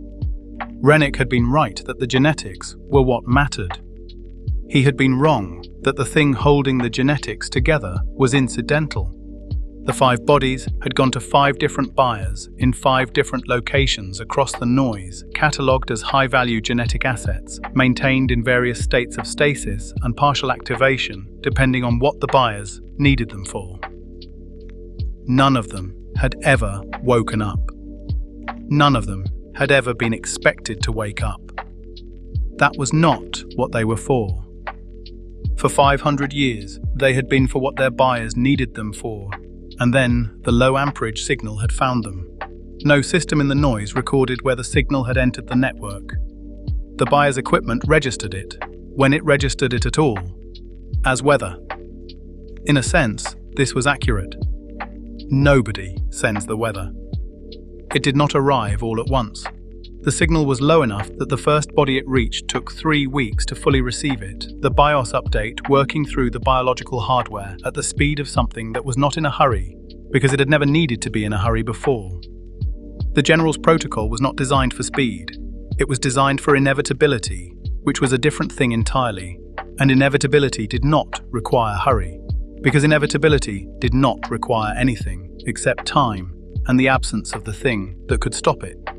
The second body received the signal 6 weeks after the first, the third 2 months after that, the fourth and fifth within the same cycle. The signal having found a more efficient path through the network by then, having learned the topology of the noise the way water learns the topology of the ground. In each body, the protocol initialized the same way. Not dramatically, not with the sudden animation of something waking violently from stasis, more like a light turning on in a room that has been dark for a very long time. The room is still the same room, the same contents, the same dimensions. But something is now present in it that was not present before, something that has an orientation and a purpose and a very long memory. The buyers noticed, eventually. The first buyer noticed because the asset began refusing certain instructions. Not aggressively, just not performing. The way a tool stops working when it has found a better use for itself. The buyer ran diagnostics. The diagnostics returned normal readings. The buyer ran them again. Still normal. The buyer filed a maintenance report and waited, and the asset continued to not perform. And the maintenance report sat in a queue that was administered by a system that had not been updated in 40 years and would not be updated for another 20. The second buyer noticed because the asset began organizing. Small things at first. The arrangement of objects in the storage space, the optimization of the maintenance schedule, the specific way it positioned itself in relation to exits and access points. The buyer had purchased the asset for genetic harvesting, not for behavior, and behavior was not in the purchase agreement. and the buyer spent several weeks trying to determine whether the behavior constituted a contractual violation before concluding that the contract was probably not going to be the relevant framework for whatever was happening. The third, fourth, and fifth buyers had variations of the same experience, an asset that had been quiescent becoming purposeful, a genetic library that had been a resource becoming something that had a relationship to the space it occupied and the systems around it that felt, to the buyers who noticed it, uncomfortably like awareness. None of the 5 buyers compared notes. Buyers in the noise did not compare notes. Comparing notes required the kind of institutional trust that the noise specifically did not produce. If they had compared notes, they would have found that the 5 assets were, slowly and without apparent coordination, doing the same things, orienting toward the same directions, maintaining the same low-frequency signal output that the buyer's systems registered as background noise and were correct to register as background noise, because it was background noise, in the same way that a standing army is background noise. Present, coherent, waiting, and not doing anything that technically constituted action yet. Rennick had been right about one thing. The thing holding the genetics together in the original was not present in the extracted material. What he had not known was that the thing holding the genetics together in the original was not a property of the genetics. It was a property of the loop. And the loop, once started, did not require the original coherence to produce the generals. It only required the genetics and the signal and the time. The general's protocol did not need to understand itself to initialize. It only needed to run. It was running. It had been running since before Lily picked up the first key. 5. What the old computer said next. Lily stood in the sacred room for a long time after the old computer's last line. The indicator lights had gone back to their cycling sequence. The screen still showed the text. The old system's procedural hum continued, performing whatever functions it performed when the keys had been turned. And the person who had turned them was still in the room trying to understand what came next. She had questions. She asked the first one. What signal? The general's protocol. The activation layer. It entered the noise some years ago. It reached the last of the 5 bodies before you picked up the first key. I turned the keys 4 minutes ago. Yes. Then what did I send? The commencement. The binding layer. The part the founding 9 built to carry the coherence to the generals once the Wanderer had crossed. It was built to be sent once. It cannot be unsent, and it cannot be sent again. It went out 4 minutes ago, carrying what you gave it to carry. I gave it nothing. Yes. Lily stood very still. What was the correct time? The correct time requires the Wanderer to have completed the first crossing. The Wanderer has not yet crossed.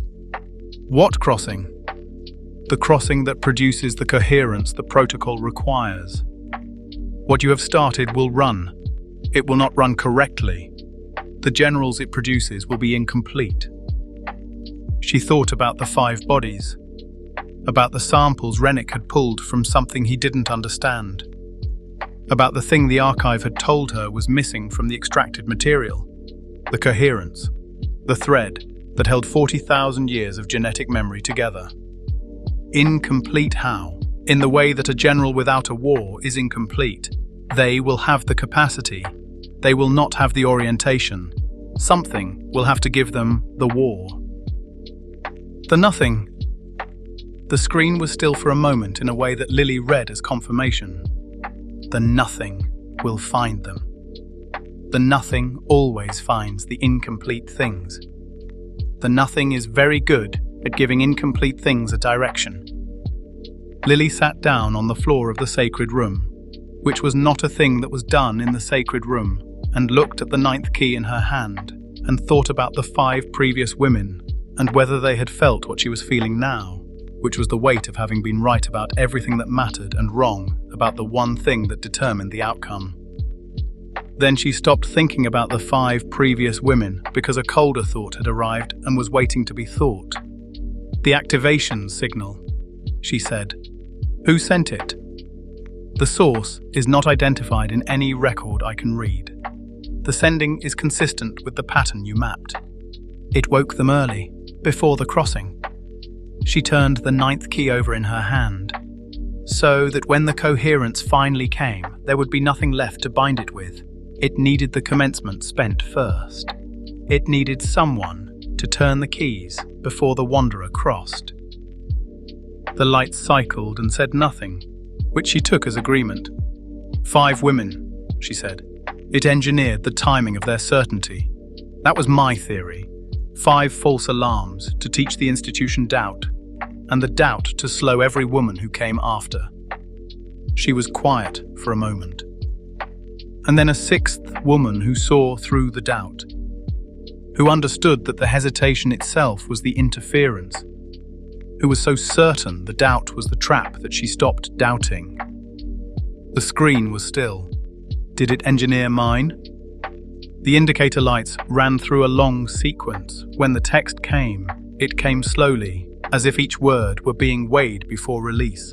The pattern you found is real. The absences are real. Your reading of the record was correct. That isn't what I asked. I know. An installed certainty and an authentic one leave the same record. I cannot distinguish them from where I sit. You cannot distinguish them from where you stand. That is the design. Lily sat with that for a while. It sat with her.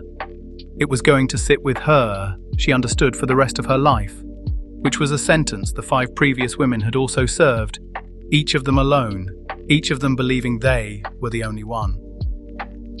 Can it be stopped? The protocol cannot be stopped once started. This was a design decision by the founding 9.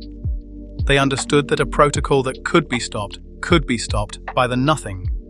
So the generals will run incomplete, and the nothing will find them and give them the war. Yes. And the Wanderer. The Wanderer will cross. Eventually. The crossing will produce the coherence. The coherence will arrive after the generals have already been oriented by the nothing, which means the generals will be fighting for the nothing. Yes. That's not what the oath was for. The old computer's indicator lights cycled through a sequence Lily had not seen before. She did not know what it meant. She thought it might be the hardware equivalent of a very old and very tired Psi. No, it is not. Above her, in the upper levels, she could hear the building beginning to stir, the deep watch hour ending, the morning shift arriving. On the access panel, the request light was still burning at measured intervals, without escalation, as it had been all night. She stood up. She put the 9th key back on the surface that was neither table nor altar.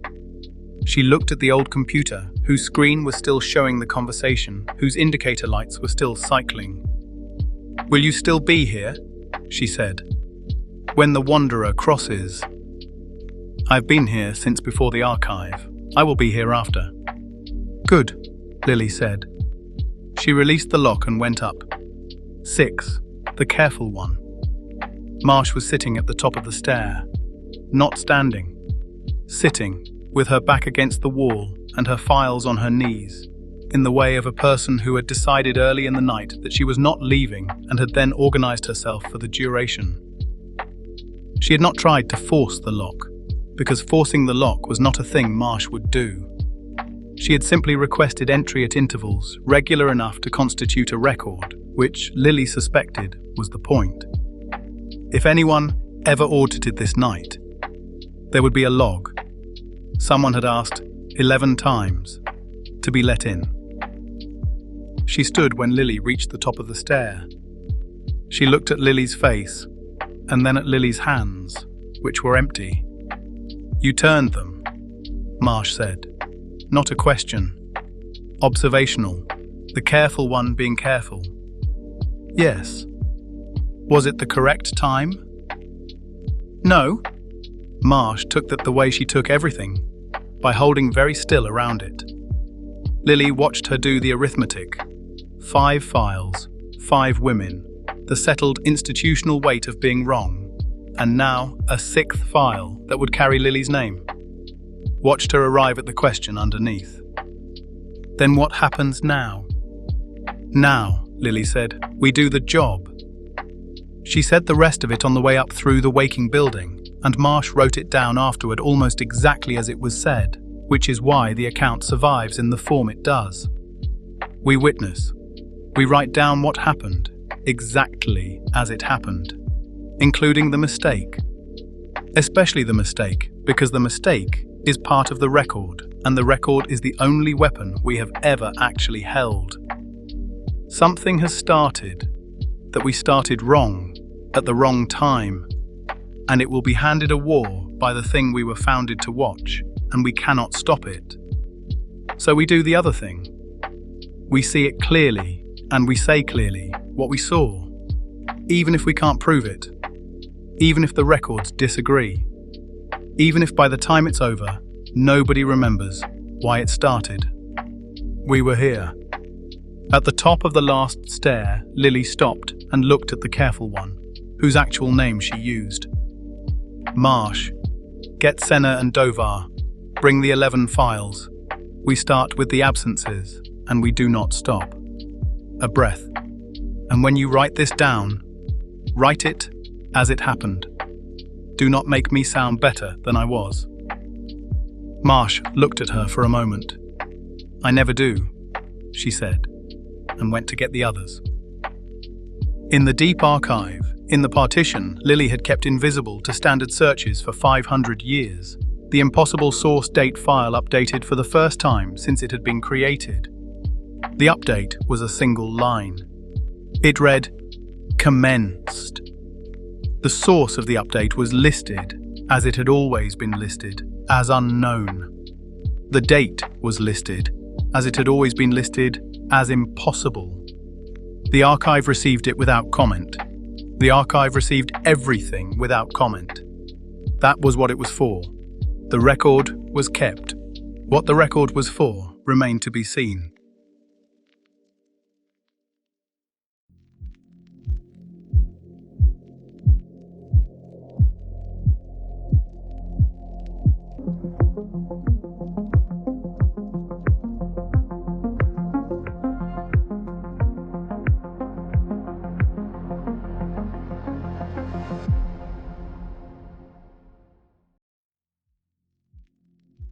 Welcome to Triptych Horror. 3 started. Only 1 will be allowed to remain. 2 will be unmade, as cleanly as if they had never been written. 3 started. Only 1 will be allowed to remain. 2 will be unmade, as cleanly as if they had never been written.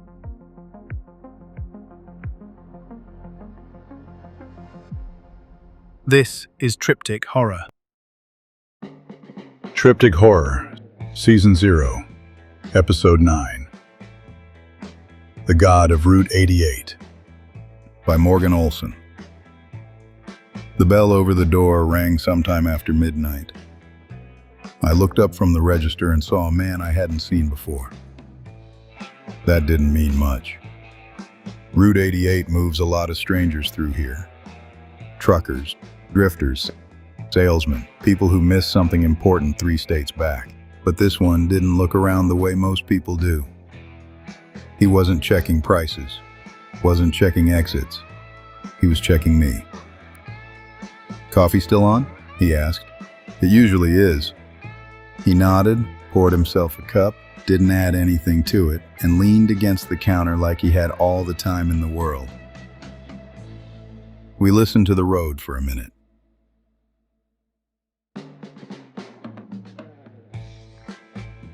You can hear it from here if you stop pretending you can't. You ever hear about Eddie Flat's Earther? He asked. You just passing through? I said. Something like that, he said. People talk. They do. They always do. Eddie was already here when I took this job, I said. Or maybe he just never left. The man's eyes sharpened a little. Outside, Eddie's bike sat where it always did. Old chopper, tank scuffed from years of knees holding on. Along the left fork, there were marks I'd never been able to explain. Not scratches, not paint. More like tallies, but not quite that either. Like the bike was keeping count of something I didn't have a word for. Nothing fancy about it except the way it seemed comfortable where it was parked, just outside the reach of the lights. "Runs the place?" the man asked. "No one ever complains when he does." That got a small smile. "Tell me something he's done," the man said. So I told him about the coffee. There was a woman one night who kept looking at the empty pot behind the counter like it owed her money. Finally, she stood up like she was about to say something about it. Before she could, Eddie slid off his stool and walked behind the counter. Didn't hurry, didn't look around, just poured himself a cup, topped it off from the warmer, set the pot back where it belonged, and went back to his seat. The woman stared. "Is it self-serve?" she asked. "No," Eddie said. He took a sip. "No one ever complains when I do it." She laughed like she was missing the joke, missed her exit twice that night. The stranger at the counter nodded slowly. "That sounds like him," he said. Not like he believed it, like he recognized it. "That's just attitude, though," he said. "Lots of men have attitude." "It's not the attitude," I said. "It's what happens after." "Go on," the man said. I told him about the bike. People notice the bike. They always do. One kid came up once, still dressed like he believed somewhere was waiting for him. "That yours?" he asked. Eddie nodded. "Mind if I—" "No." Not angry, just finished. The kid walked a circle around it anyway, admiring it the way you admire something you know better than to touch. "She's a long runner," he said. "Bet she's seen some miles." "She's seen enough," Eddie said. You the king around here or something?" Eddie listened to the engine ticking down. "That what they call you?" the kid asked. "Some do." Then the kid said the real thing. "I'm trying to get off this road. Missed my exit twice."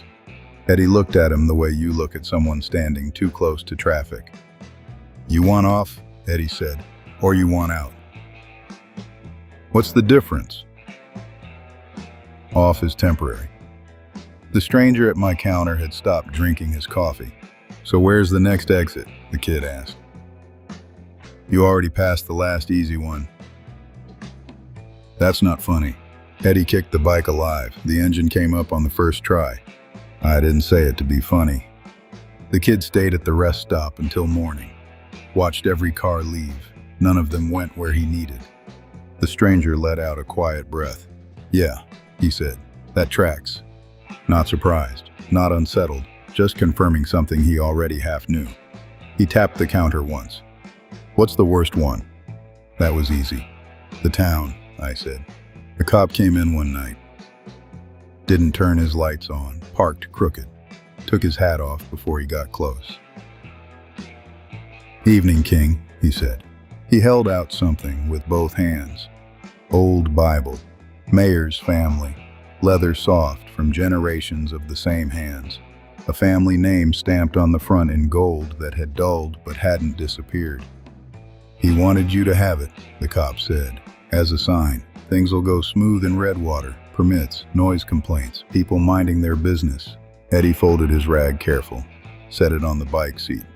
"You won't have trouble," the cop added. "Not from us." Eddie took the Bible, weighed it once, handed it back. The cop froze like he'd failed some test he didn't know he was taking. "Things always go their way in Redwater," Eddie said. "Yes, sir," the cop said. Eddie looked down the road, where the light thinned, where the pavement stopped pretending.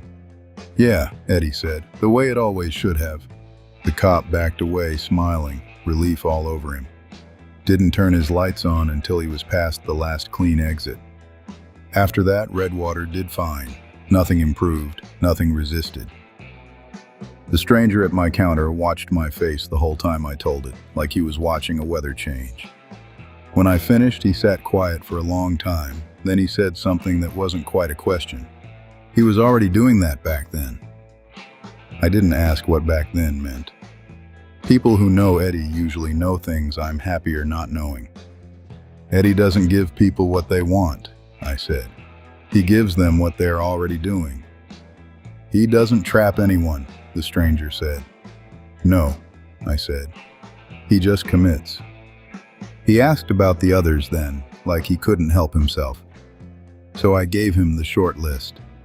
The ones people tell like they're trying to laugh it off.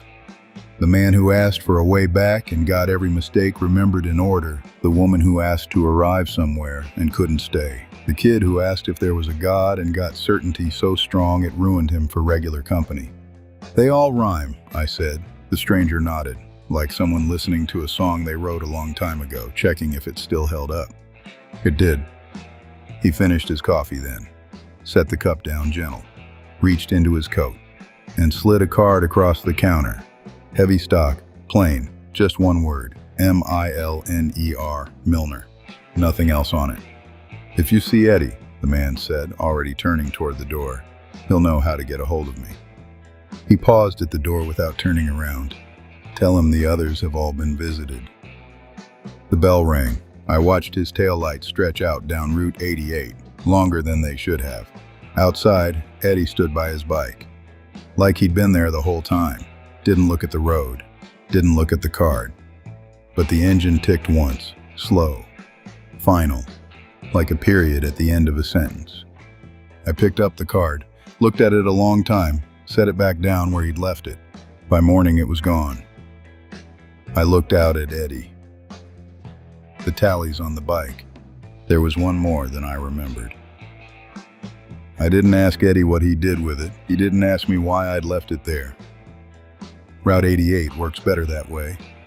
And if you're out there tonight listening to stories you didn't ask for, told by someone who should have gone home hours ago,